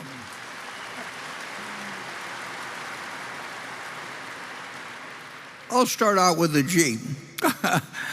He walked into the office in 1986, and I'd gotten the bright idea of going into the reinsurance business, I think in maybe 1969. So I'd stumbled along for 17 years, and I had a wonderful guy that ran it,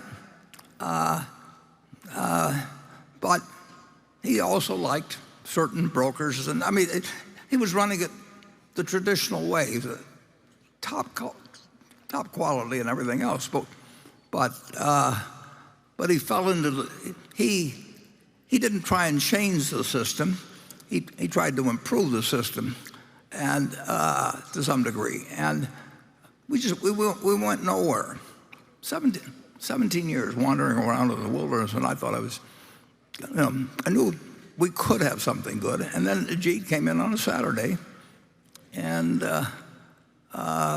Mike Goldberg had steered him in, I think, and Mike deserves to be enshrined in perpetuity for that act. And I talked with him a while. I think maybe I was opening the mail on Saturday while I talked with him, and he had absolutely zero experience with insurance, but he'd actually seen a good bit of how corporate America operated because he'd been in management consulting. And after talking with him, I knew I'd struck gold, and so I hired him and gave him the backing of some money. And we had a very good period in the market, almost right away for him to act. And Ajit, if I had the top pick of 10 insurance managers in the world, I could take all 10, and they wouldn't. You can't replace Ajit. And we still enjoy talking. We don't talk as frequently as we used to, but we used to talk about every day. But he's one of a kind, and if they're going to stick around long enough, you only need one of a kind. Paul Andrews stuck around at TTI, had all the money in the world. Every time I talked to him about getting a raise or something of the sort, he said, "We'll talk about that next year." He was not what you get when you get the top draft picks from the leading business schools. And I will say this, I have never looked at where anybody went to school in terms of hiring. I mean, I just, somebody mailed me a resume or something, I don't care where they went to school. And it just so happens that Ajit went to some pretty good schools, but he isn't Ajit because he went to the schools. And Charlie, you can tell a story or two. How'd you find Louis Vincenti? Well, he was there.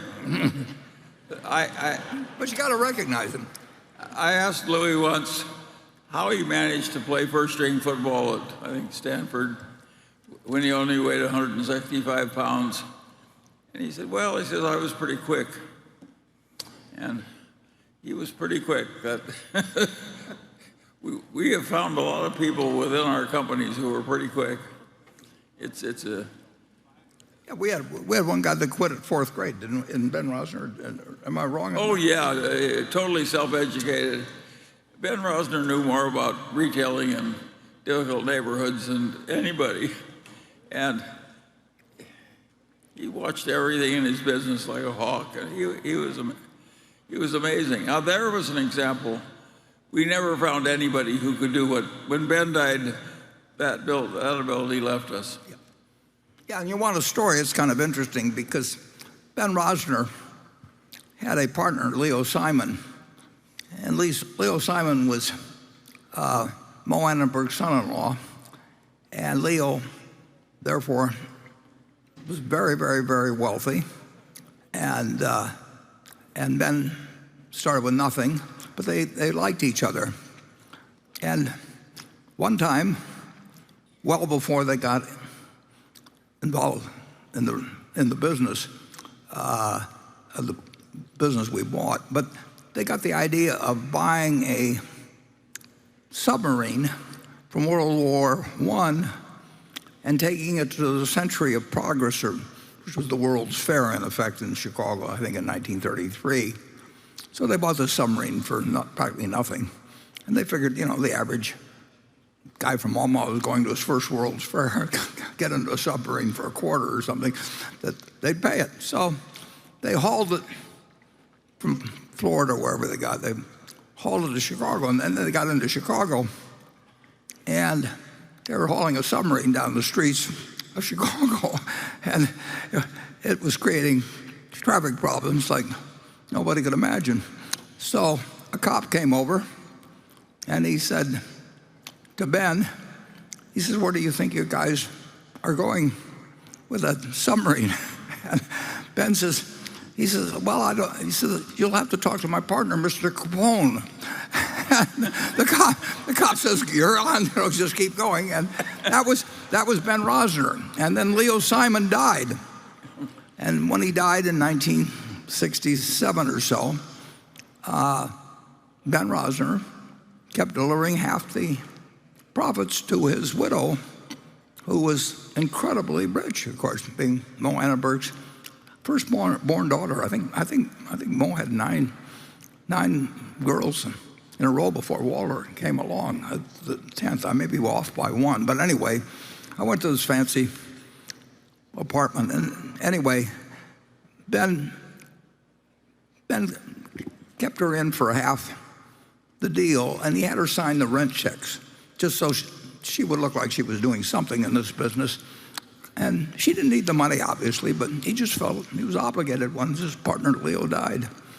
And then she started criticizing him. And at that point, Ben went to his lawyer, or was her lawyer actually, Will Feldsteiner. I don't know whatever happened to Will, but he gave me a call because Ben wanted to call me because he wanted me to buy it. And he wanted me, if I bought it, he'd be rid of the ex-partner's wife, and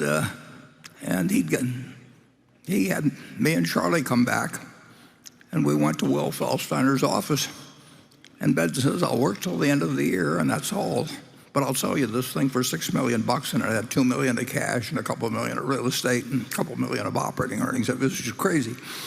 But he felt if he was getting a lousy price, she was taking a half of the lousy price for half the money. So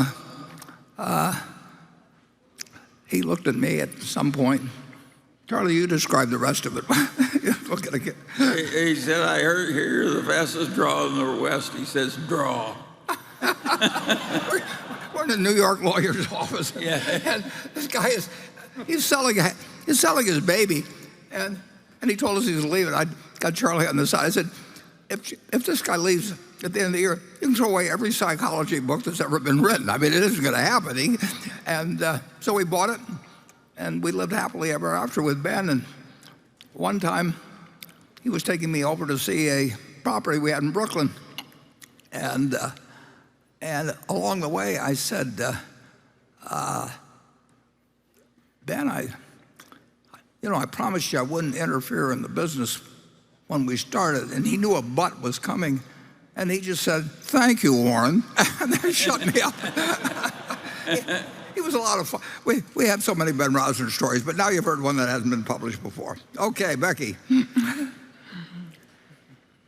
This question comes from Chai Gohil. He writes, this is for Ajit. Reinsurance industry is going through one of the hardest pricing environments in the last 15 years. Berkshire historically has participated during these stress times when economic returns are very attractive. This year, it appears Berkshire has not been interested in deploying its resources towards property cat reinsurance despite such strong returns.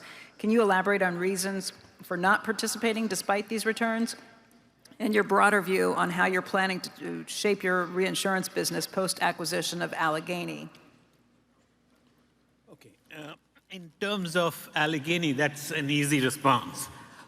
We treat our operating units independent of each other. And as far as Allegheny is concerned, they have a major presence in the reinsurance business under the brand name of Transatlantic Re. That company will operate the way it's been operating in the past. There'll be no change in terms of strategy or management, and they will keep doing what they're doing. They've been very successful, and hopefully they'll keep being successful. Now, in terms of the property cat business that I have been active in over these last several years, you are right that the last 15 years has been a difficult time. Prices have not been attractive. And even though we have had some presence in the property cat business in the last 15 years, it really is been minimal. This December 31st, which is a big renewal date for cat reinsurance, we were hoping that we would get a few days in the sun and we'd be able to deploy our capital and be able to write some fairly attractive business. As it happened, towards the end of December, till about the third week of December, I was very optimistic that we would get a chance to put several $1 billion on the books. But in the last 10 days of December, unfortunately, a lot of capacity came out of the woodworks. Pricing that we were expecting to realize didn't really come and meet our pricing requirements, as a result of which January 1 was a big disappointment. We did not write as much as we were hoping to write. Now, fast forward to April 1, which is another big renewal date. We had a lot of powder dry, and we were lucky that we kept the powder dry, because April 1, suddenly prices zoomed up again a lot higher than what they were on January 1 and started to look attractive to us.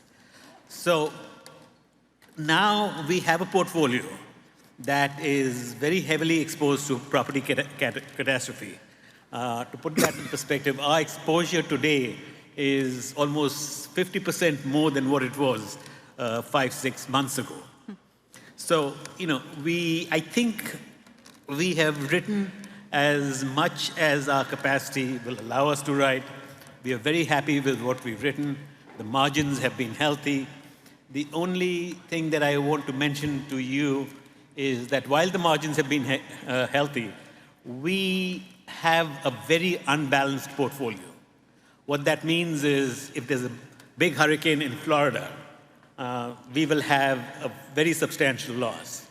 As opposed to that, if we have a very big loss anywhere other than Florida, relative to our competition, we will have a much smaller loss. Net, I'm very happy with the portfolio. It's been a lot better. It is a lot better than what it's been in the past. I don't know how long it'll last. And of course, if the hurricane happens in Florida, we could lose, across all the units, we could lose as much as $15 billion. And if there isn't a loss, we'll make several $1 billion as profit. And G, tell them how long, when you called me and said you'd like to expose us to whatever it was, a couple billion more of exposure. How long I took to say yes. Yeah. So the way we think about our exposures, in the insurance operations collectively across the entire company, given that we have about a little less than 300 billion of GAAP capital, we think of that as a 5% exposure that we're willing to take on. So to complete Warren's story, a few weeks ago, we had about $13 billion of exposure all across the globe. And I called up Warren. I said, we're up to 13. It'll be nice if we can go up to 15. That's a good round number. And that was less than a 30-second phone call. I think Warren said yes without even listening to what the numbers were. I hope he calls me again. Okay, station 8. Hello. My name is Adal Flores, and I've been a shareholder for about 16 years, and I'm coming from Guadalajara, Mexico. My question is for Warren and Charlie. Companies have the eternal dilemma between building products that can make profits and increase their company competitive position. In the best case, you can build products that have both characteristics at the same time, like Google did. But most of the time, companies need to choose between short-term profits and long-term defensibility.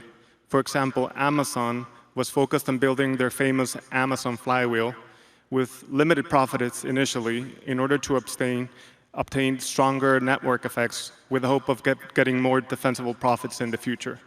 When you invest, you constantly speak about the importance of building competitive moats. What advice would you give to CEOs about how to balance this dilemma, which is essentially short-term profits versus long-term defensibility? Thank you. Well, the answer is to control your destiny, which we've been able to do at Berkshire. So we feel no pressure from Wall Street. We don't have investor calls. We don't have to make promises. We get a chance to make our own mistakes and occasionally find something that works well. But we recognize that the people in this room and people like them are the ones that we're working for, and we're not working for a bunch of people that care about whether we meet the quarter estimate or anything. So we have a freedom that we get to use, and we're interested in owning a wonderful business forever. Well, there aren't very many wonderful businesses, but we do learn a lot as we go along. Charlie and I have often mentioned how we learned so much when we bought See's Candy, which we did. But we learned when we bought Ben Rosner's chain of women's dress shops spread all over the eastern part of the country. We learned when we tried getting into the department store business back in 1966, and as the ink was drying on our purchase price, we realized we'd done something dumb. We're learning all the time how consumers behave. I'm not going to be able to learn the technical aspects of businesses, but that'd be nice if I knew it, but it isn't essential. And we are obviously we've got a business at Apple which is larger than our energy business, and we may only own 5.6 or 7%, but our ownership goes up every year. And I don't understand the phone at all, but I do understand consumer behavior. And I know how people think about whether to buy a second car. I know how they go out to different, we own auto dealerships. We're learning all the time from all of our businesses how people react to granimals versus selling them something else. And so See's was a sort of breakthrough, but we just keep learning as to more about how people behave and how a good business can turn into a bad business and how some good businesses can maintain their competitive advantage over time. And So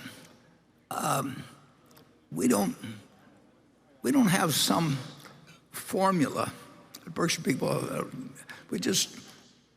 but we can also tell in 10 seconds whether it's something of interest. I mean, when I get these calls and we want to send decks and all that sort of thing, which is nonsense. I mean, it's a bunch of guys sitting that get paid for drawing up these projections of the future and everything like that. If they knew the future, we don't know the future, but we do know certain kinds of businesses. We know what the right price is, and we know what we think we can project out in terms of consumer behavior and consumer and threats to a business, and that's what we've been about, and that's what we'll continue to be about. We don't get smarter over time. We get a little wiser though, following it over time, and you can do it while sitting in the office with a telephone too, which we like. Charlie? Well, tell them the story of the Japanese investment. That should be told again. That's a nice story. Well, it was pretty simple. I mean, back when I started, other people were going through Playboy, and I was going through Moody's, basically. And there's a movie out called Turn Every Page, which I saw again for the second time a couple of days ago, Lizzie Gottlieb, and I recommend everybody in this world watch that, because I turned every page in the past. And I did it for thousands and thousands of pages in Moody's, and I did it at the Department of Public Utilities in Boston. I did it in the insurance department. You just kept turning pages. Well, that goes on for a while, but now we need big ideas in order to find things. And what was your question, Charlie? Tell them about the Japanese. Well, the Japanese thing was simple. I mean, I like looking at companies. I like looking at figures about companies, and here were 5 very, very substantial companies, understandable companies.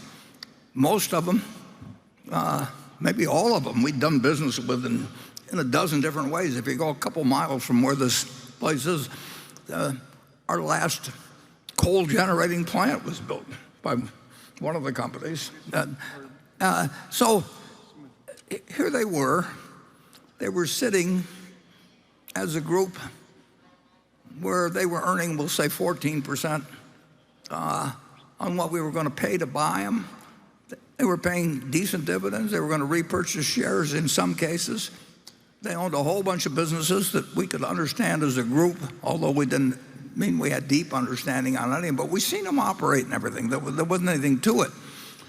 And at the same time, we could take out the currency risk by financing in yen, and that was going to cost us 0.5%. Well, if you get 14% on one side and 0.5% on the other side, and you've got money that, forever, and they're doing intelligent things, and they're sizable, so we just started buying them. I didn't even probably tell Greg until maybe 6 months after we'd gotten going, and then when we hit 5% in all of them, we announced on my birthday and at 90th that we owned over 5%, and recently went over for the first time to visit with them, and we were more than pleasantly surprised, delighted with what we find there, and now we own 7.4% of it.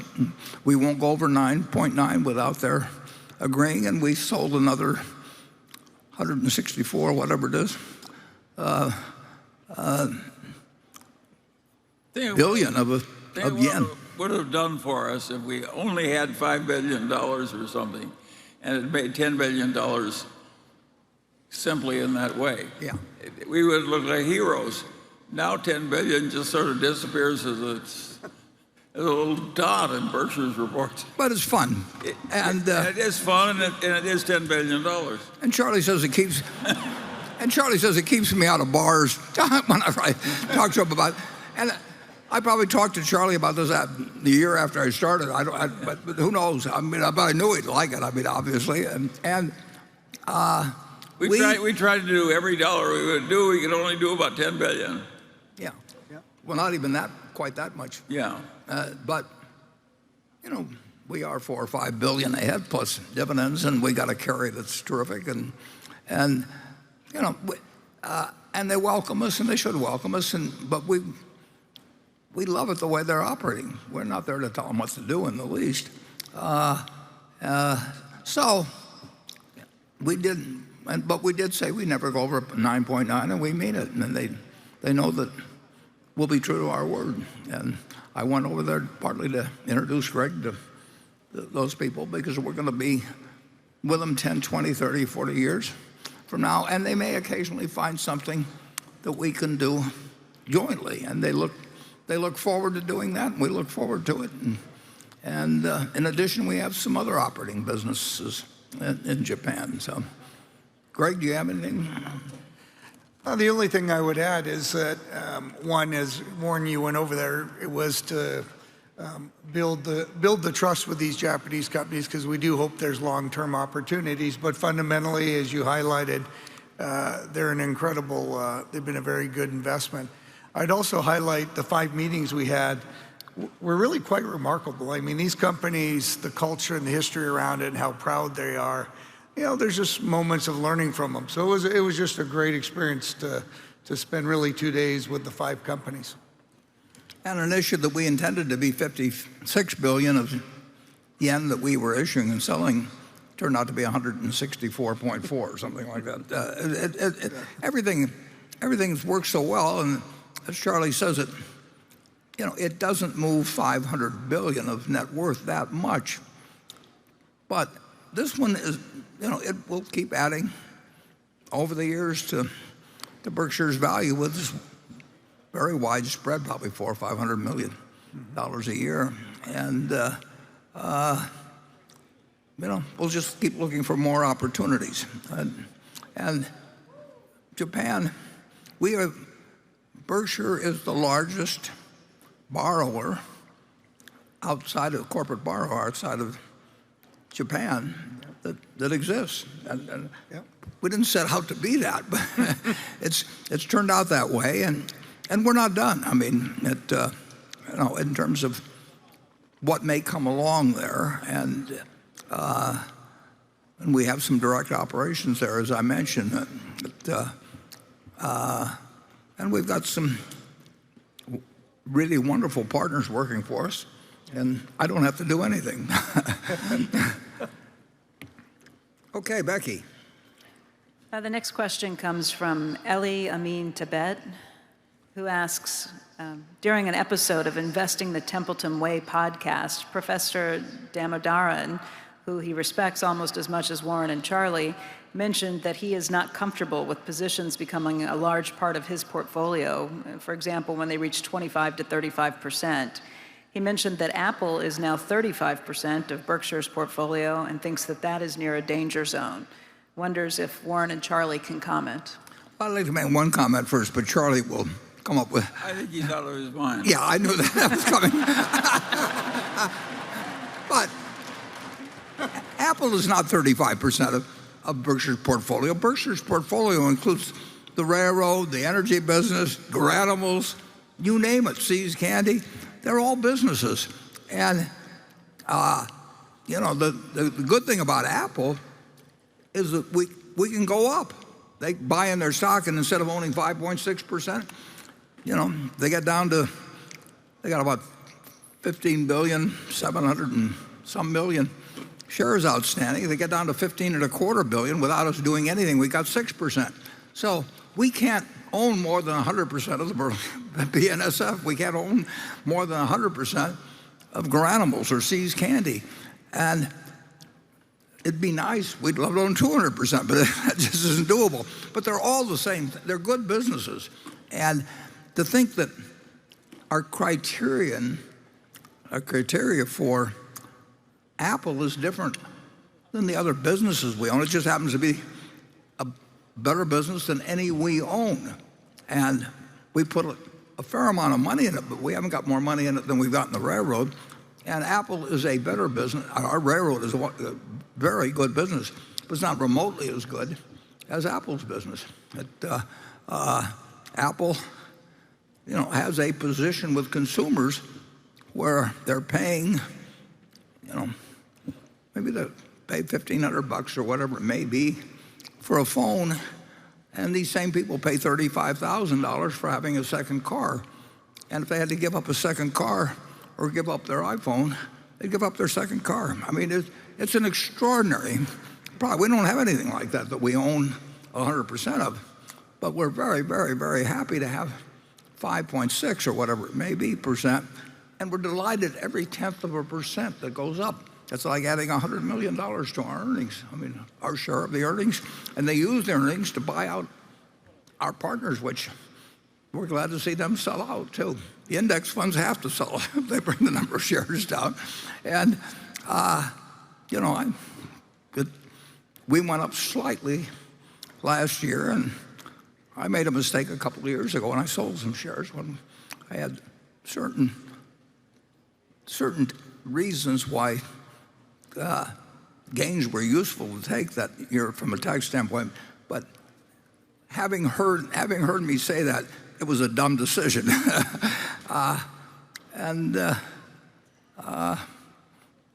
Charlie, you've already given your comment about it, but we do not have 35% of Berkshire's portfolio. Berkshire's portfolio is the funds we have to work with. And we want to own good businesses, and we also want to have plenty of liquidity. And beyond that, the sky's the limit, or our mistakes, who knows what the bottom is. Charlie, do you want to add anything to your earlier comment? Well, I think one of the inane things that's taught in modern university education is that a vast diversification is absolutely mandatory in investing in common stocks. That is an insane idea. It's not that easy to have a vast plethora of good opportunities that are easily identified. And if you've only got 3, I'd rather be in my best ideas instead of my worst. And now, some people can't tell their best ideas from their worst, and in the act of deciding that an investment already is good, they get to thinking it's better than it is. I think we make fewer mistakes like that than other people, and that is a blessing to us. We're not so smart, but we kind of know where the edge of our smartness is. That is a very important part of practical intelligence. And a lot of people who are geniuses on IQ tests think they're a lot smarter than they are. And what they are is dangerous. But if you know the edge of your own ability pretty well, you should ignore most of the notions of our experts about what I call diversification of portfolios. Okay.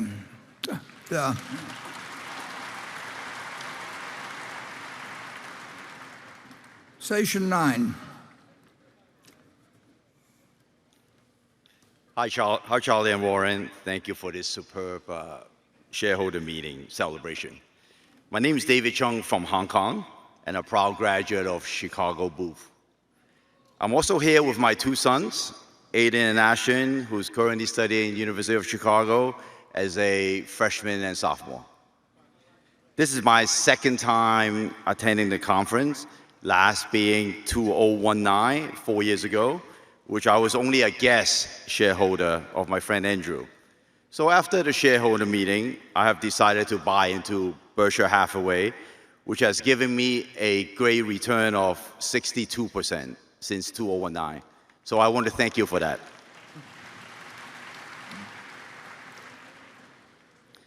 I have also taken one of your advice to give my children a share for each of their birthdays.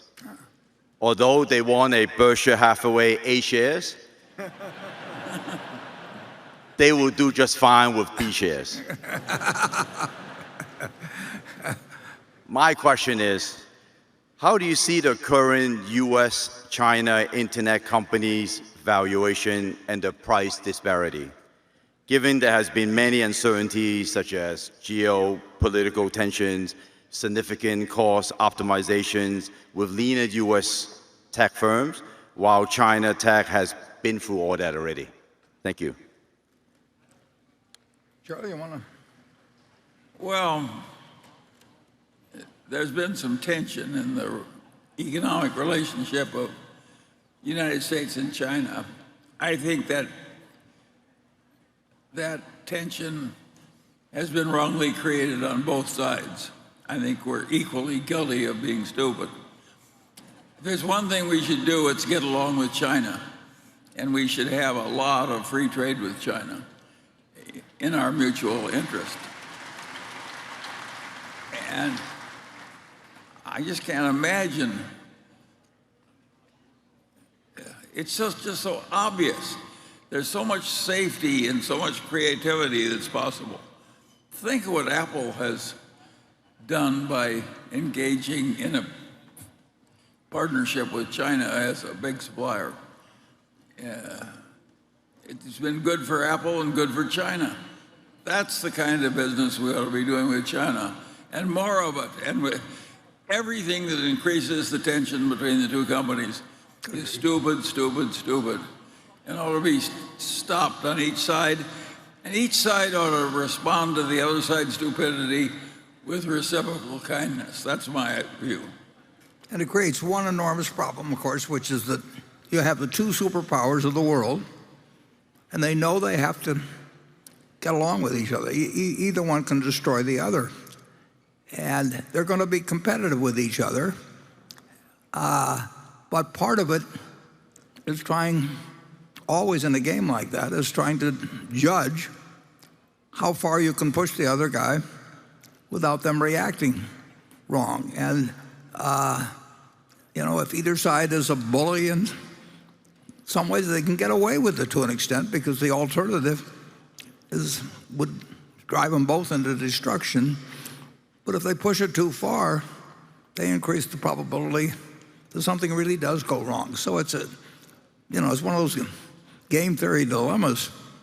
But you really need the leader of both countries, and you need the populace to understand at least the general situation in which these countries are going to operate over the next century, and know that some leader that promises too much can get you in a hell of a lot of trouble. And that you've got one kind of a system that gets its leader one way, and you got another system that gets its leader another way.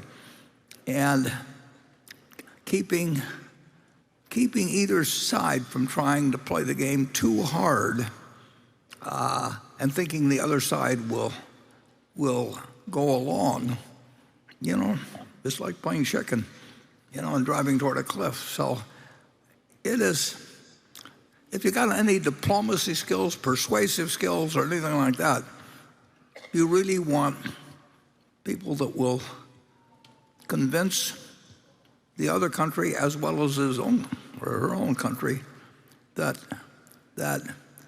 this is what we're engaged in. We've got to do it right. We won't give away the store, but we won't try and take the whole store either. And we're just at the beginning of this, unfortunately. We've learned what the situation was. It used to be the Soviet, and mutually assured destruction was our policy then, and that kept a lot of things from happening, but it also came with a very, very, very close call with Cuba. And these are not, these are different games than existed hundreds of years ago. You could, Britain might rule the seas, or France or Spain, but now you're playing with a game that you can't really make a huge mistake in. And I think that should be, the better that's understood in both countries, the more the leaders feel that their citizenry does understand that, the better off we'll be. And that a lot of demography,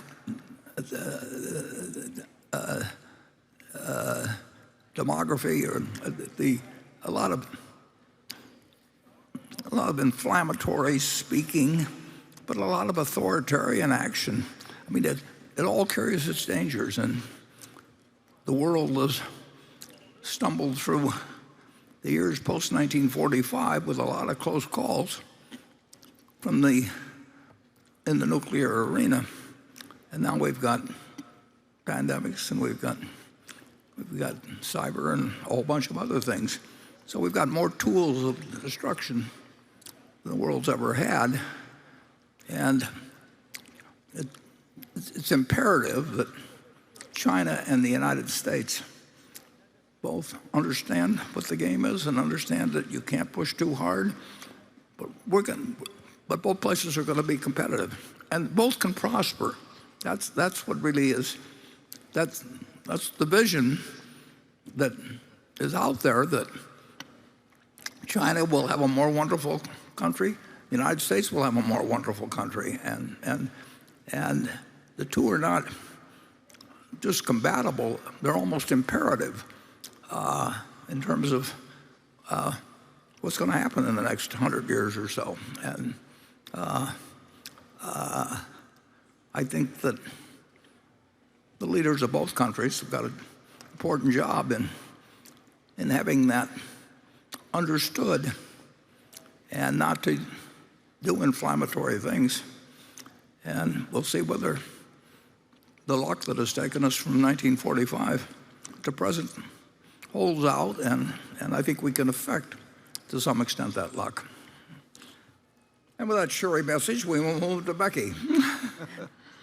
This question comes from Rohit Bellany. Berkshire bought a substantial position in Taiwan Semiconductor, and contrary to its normal holding timeline, sold almost the entire position within a few short months. While you cited in a CNBC interview that geopolitical issues were the catalyst, these issues were seemingly no different when you acquired that stock. So what else, if anything, changed in those few months and prompted the firm to offload close to $5 billion worth of Taiwan Semiconductor shares?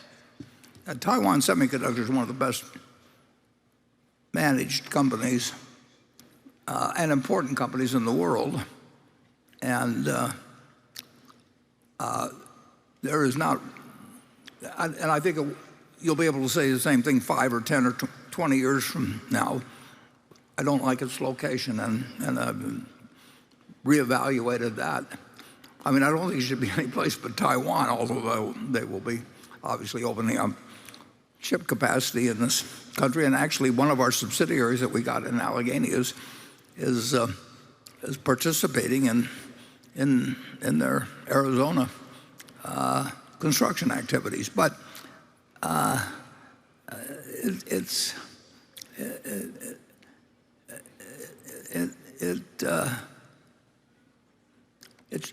a question of, we would rather have the same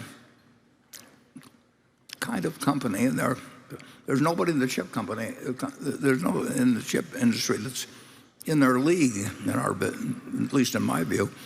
And the man that is a 91-year-old or so that connected with it, that I think I played bridge with, and in Albuquerque, and marvelous people, marvelous company. But I'd rather find marvelous people. I won't find it in the chip industry, but marvelous people and marvelous competitive position and everything. I'd rather find it in the United States. I feel better about the capital that we've got deployed in Japan than in Taiwan. I wish it weren't so, but I think that's a reality, and I reevaluated that in the light of certain things that were going on. Charlie? Well, my view is that Warren ought to feel comfortable if he wants to. Yeah. Put that in the minutes. Okay, station 10. First of all, thank you for making our lives better. My name is Bogumil Baranowski. I'm a founding partner of Sika's Associates in New York. We manage multi-generational family fortunes, hence my question. Mr. Buffett, in 1976, in your tribute to Benjamin Graham, you wrote, "Walter Lippmann spoke of men who plant trees that other men will sit under.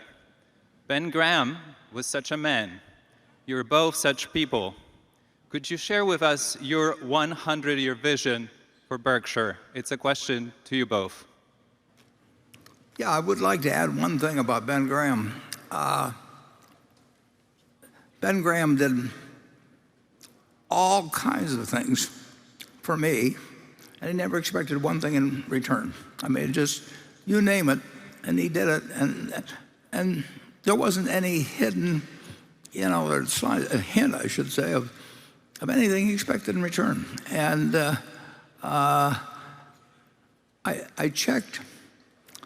Well, he wrote a book in 1949 that, in a sense, said to me in very persuasive terms that what I'd been spending the previous 8 or 9 years working at and loving was all wrong. And that book has been, I check it every now and then on Amazon to where it ranks. And Amazon ranks hundreds and hundreds and hundreds of thousands of books by sales. And Ben Graham's book has been up there like number 300 or 350 or something like that forever. And there isn't any book like it. I wrote HarperCollins a note the other day because they're bringing out another edition. And I asked them how many copies have been sold, and they said the records didn't go back far enough, but they had 7.3 million copies of this little book that changed my life, and continues to outsell every investment book. Investment books come along, and they're number 400 or 1,000 or something for a while, and then all of a sudden they're number 25,000 or 200,000. And this book, in how many areas can you find any book that has had that sustained position? You go back and look at number 1 in 1950 or number 2 or number 3, and you look at it in 51 and 52, they don't continue. I mean, they just don't continue. Cookbooks, maybe 1 or 2 of them last for a while, but there is nothing. And this book lives on, and everybody keeps bringing out new books and saying a lot of other things, but they aren't saying anything that's as important as what he said in 1949 in this relatively thin little book. So, our vision for Berkshire is exactly what we said today. We want it to be a company that is owned by its shareholders and behaves in a way that society is happy that it exists and not unhappy. And we will have unlimited capital. We'll get lots of talent. And we've got a base that can't be beat. And there's no reason why it can't be perpetuated, just like Ben's book, and maybe be an example to other people. And if so, we'll be very happy. Charlie? Yeah, one of the really interesting things about Ben Graham, he was a really gifted teacher, a very honorable profession. And that is what has lasted. However, an interesting fact that he was sheepish about in his old age was that more than half of all the investment return that Ben Graham made in his whole life came from one stock, one growth stock, Geico, Berkshire's subsidiary. And at the time he operated, there were a lot of sort of lousy companies that were too cheap, and you could make a little money floating from one to another. But the big money he made was one growth stock. Buying one undervalued great company is a very good thing, as Berkshire has found out again and again and again. And Ben wrote a postscript to the 49 edition pointing out exactly that fact and acknowledging it, but also took some good lessons from it. He said that's the way life is, that you prepare and you you don't lose everything along the way, and then something comes along. And Geico came along because a banker in Fort Worth that had financed Leo Davidson, and I think the banker got 3/4 of it, and I don't mean Leo Davidson, Leo Goodwin, who founded Geico, then called Government Employees Insurance Company, and you can figure out the acronym. And the deal almost fell apart. The deal was, as I remember, for maybe $1.5 million or something like $1.25 million. And it almost fell apart because of a difference of $25,000 in the net worth delivered. This is a business that's, worth tens of billions. I mean, but he pointed out the irony in that too. I mean, he was honest about. He was totally intellectually honest about the failings and also the strengths of his approach, and that to some extent, Charlie and I have seen that in our lives. I mean, sort of the prepared mind, the willingness to act when you need to act, and the willingness to ignore it, every salesman in the world, and the imperative to ignore them. And it's one or two things that make the right decision. If you make the right decision on a spouse, I mean, you've won the game. And here's enormous important decision, and you got all the time. I mean, in the world, you got more time now than you used to have when I was a kid to make that decision. And I don't know whether a third or whatever percentage below that one. It is really interesting. The thing to do is just keep trying to think things through and not do too many stupid things, and sooner or later you have a lollapalooza, as Charlie would say. Okay, Becky. All right, this question comes from Tarafter, a shareholder in Sierra Vista, Arizona, who is asking a question of Ajit. Wants to know about electric vehicles getting insurance from the manufacturer instead of car insurance companies. A recent article in the Wall Street Journal shows that though EVs are a small but growing percentage of sales, Tesla and GM are offering their own electric vehicle insurance. What will Geico do to combat this? Yeah. So Geico is talking to a number of original equipment manufacturers as well to try and see how best they can work with the auto manufacturer and offer insurance at the point of sale. There haven't been very many success stories as yet. So we'll wait and see. Clearly, it is a very convenient way to sell auto insurance at the point of sale. But there's a fair amount of data that needs to be collected on the driver, not just the car. And that makes it a little more complicated. So we are talking to some auto manufacturers ourselves. We are hopeful that we will strike a deal with some of them before not too long. Tesla has made, and GM, they both have talked a lot in the press in terms of getting into the insurance business. And in fact, GM, I think, has projected they'll write $3 billion of premium, which, it's hard to imagine where it'll come from. But they're all hot to trot. I think somebody will find the secret sauce before not too long, and we ourselves are in that race. Yeah, I would point out that General Motors had Motors insurance for decades, and I mean this is not a new idea, and Uber wrote a lot of insurance for a while. They laid it off with somebody, and that company got killed by it. But and I don't know the deal between Uber and forget the name of the company that took it on. Ajit would probably know, but James River. Yeah, and there's nothing. It's not a new idea. It's not magic in the least. I mean, it is hard to come up with something that is better at matching risk to reward, risk to price, than a bunch of very smart people are doing it at Progressive, and a bunch of very smart people are doing it to a greater extent at Geico. And I mean, it's it was fascinating to me when Uber went into it, and they were going to get their head handed to them, but they laid off a good bit of it.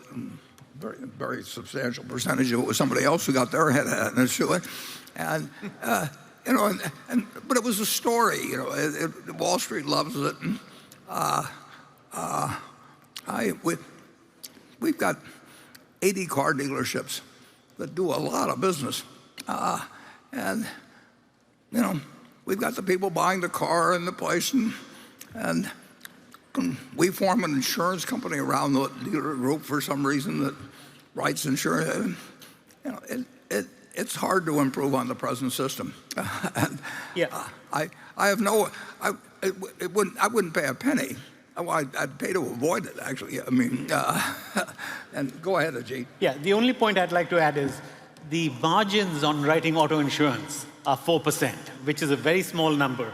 And once there are more people that are trying to take a bite of the apple, it just becomes very, very difficult to keep all the mouths fed in a profitable manner. Yeah, you can say there was one big new idea in insurance and car insurance back in 1920 or so when State Farm started. And State Farm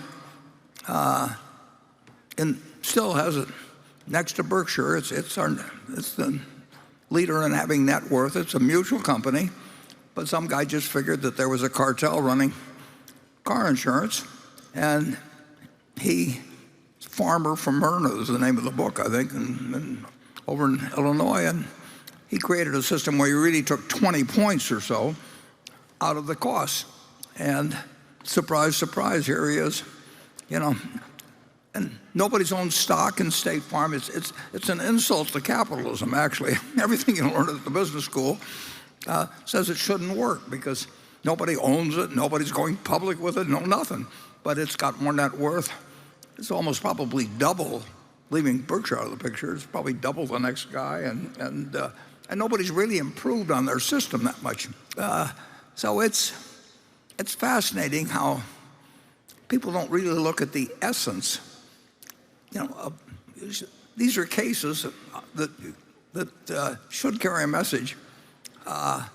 But the truth is, in Wall Street, anything can get the test is whether you can sell it or not. If you can sell it, it'll get sold. And a bunch of insurance companies came along and got it sold. And this can be a story about this stock or that stock. And it sounded good when they talked about it at Uber for a while. And it is really interesting. The investing public does not learn much. Okay, station 11. Hi, my name is Jeff Merriam. I'm from Edina, Minnesota. We've been coming for years. To make that professor from the earlier question really nervous, half our family's wealth is in Berkshire Hathaway. Well, it doesn't make Charlie nervous. My question has to do with voting control in the future. There was a question earlier about corporate raider. I was more wondering about who is actually going to own the voting control. Is it going to be institutions, CalPERS, BlackRock? Are they eventually going to get their way with the ESG check boxes that we're going to have to check? And what should we be thinking about that? Well, you're thinking very well. And the interesting thing is the big aggregations look like, of course, they'd be in index funds. But what index funds want is they want a world in which society doesn't get upset with them about the fact they've got all the voting power. And I would say in the last year or two, it's looked like a better idea for them not quite to get as, what was the phrase that Charlie used? They backed off a lot. Yeah, they backed off a lot, and it's in their interest to back off. And interestingly enough, in looking at money management, the game is not performance; it's assets under management, and index funds produce a tiny, tiny, tiny fee on assets under management because it was pioneered by Vanguard, and it's when it became successful, it was very easy to replicate. Not so easy, but I mean, it was inevitable to be copied. But it came with a management fee of 2 basis points. So what people that have offered index funds would really like is you to buy their other funds or let them manage money in some other way so that they get a higher fee on assets under management, which of course is exactly why the index fund was invented in the first place. But so it's gotten, it's not a lost leader, but it is a way to pull money in, and then you hope that people ignore what was said by what's his name, that Jack Bogle. They ignore him, and essentially they give up the idea, and that we'll offer you a fund that does this in India, and we'll offer you another fund that does that, and of course those management fees are higher. So they're really counterselling the idea that John Bogle came along with. But in the process, they have achieved a lot of votes, and that was fun for a while. But the last thing in the world they want to do is have Washington or the American public decide that they're throwing around their weight too much. So they're tending to back off now. If you figure out where their self-interest is, you can judge where their behavior is going to go. Charlie, you want to defend them? No, you can swear what you just said. You're totally right on everything. Well, in that case, I won't ask anybody else. Okay, Becky? All right, this question comes from Almu Grinnell, and it's this is for Warren and Greg. Since 2019, Berkshire repurchased huge amounts of stock, approximately reducing 10% of the share count and increasing the intrinsic value per share for the continuing shareholders. Greg is expected to be the successor of Warren as CEO, so will he be in charge of the main capital allocation decisions, including future share buybacks? Greg has been key in the development of Berkshire Hathaway Energy, and I think a good capital allocator. Has he been involved in the share repurchases that have been executed over the past years? And do you, both Warren and Greg, work together in the estimation of Berkshire's intrinsic value and the share buyback decisions? Well, the answer is that Greg, I'm going to turn it over to him, but the answer is Greg understands capital allocation as well as I do, and that's lucky for us. And he will make those decisions, I think, very much in the same framework as I would make them. And we've laid out that framework now for 30 years, probably, or something like that. And people make it way more complicated. I mean, particularly if you're working on a doctorate or something, it's just a great subject to have lots of footnotes and 50 pages or 100 pages. But it's no more simple. It's no more complicated than if you and I and Charlie had a business and you wanted to sell your interest, and we could buy it for less than we thought it was worth, and without it misleading you in any way about what was going on, and we'd buy it. But Greg, you're on because you're going to be doing it in the future. Right. Yeah, well, I think, Warren, you said it really well. I mean, the framework's been laid out. We know how you approach it, and how you and Charlie have approached it, and really don't see that framework changing. When the opportunity presents itself, we'll want to be an active repurchaser of Berkshire shares. We think it's a great outcome for Berkshire shareholders to own a larger piece of each of our operating businesses and the portfolio of the equity companies when the opportunity presents itself. It can be the dumbest thing you can do, or it can be the smartest thing you can do. And to make it more complicated than that and start getting into all this, but you obviously do what the business needs to do first. The opportunities are there. Grow your present business, buy additional business, whatever it may be. And then you make a decision on dividends, but that decision becomes pretty irrevocable because you don't cut dividends without having major effects in your shareholder base and a lot of things. And then if you got ample capital and you don't see that you're going to use it all, and your stock is attractive and it enhances the intrinsic value for the remaining shareholders, it's a no-brainer. And if it's above the price of intrinsic value, it's a no-brainer that you don't even listen to anybody, no matter one investment banker comes in and tells you, here's how to do a repurchase program. Okay, station 1. I'm Tom Nelson, a podcaster from North Oaks, Minnesota. Charlie, in 2022, you used phrases like really massively stupid, massive kind of ignorance, and crazy to describe what you said was the 30% of Americans hesitant to submit themselves to untested mRNA COVID gene therapy. Do you stand behind those quotes today? Yeah, sure.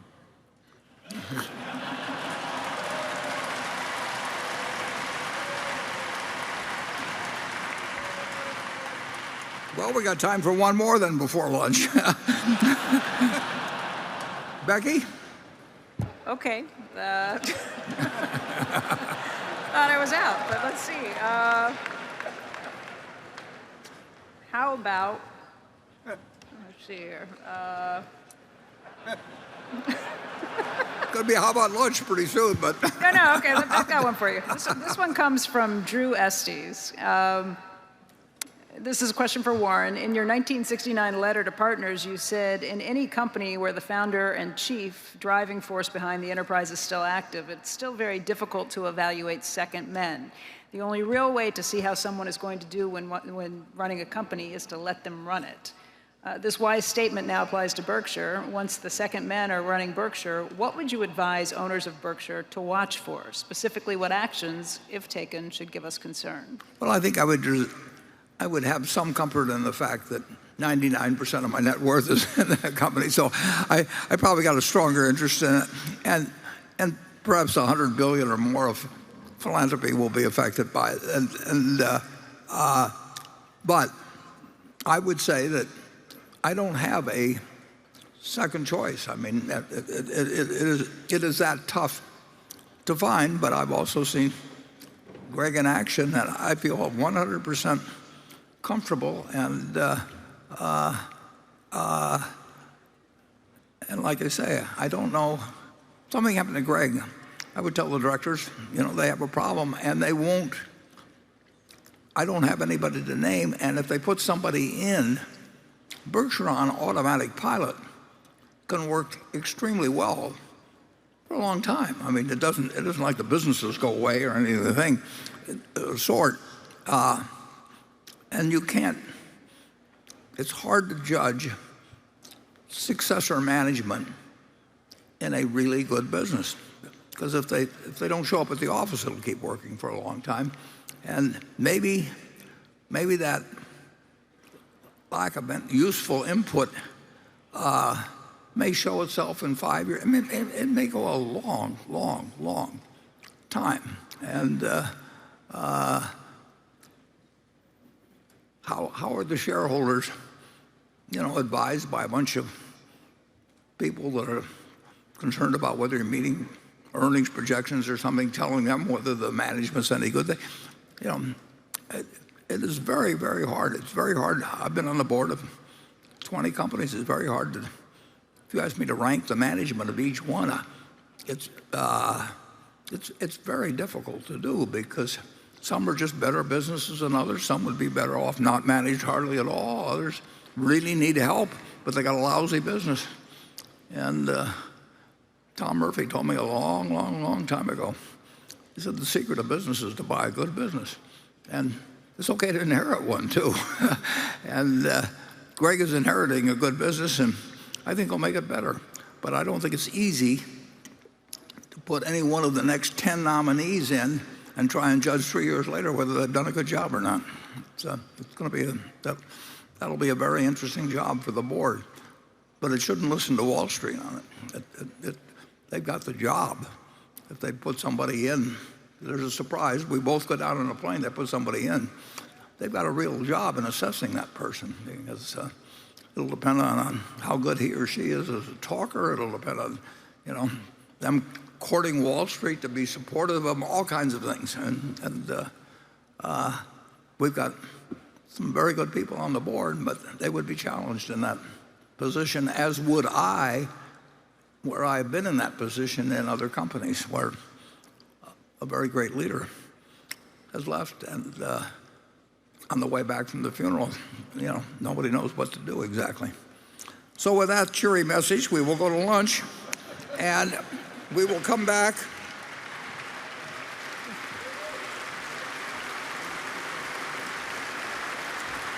We'll see you at 1 o'clock. Thank you, and we're still going to try and get 60 questions in. We've done 25 so far. 25. So keep the questions short, and I'll try and keep the answers short. Thanks.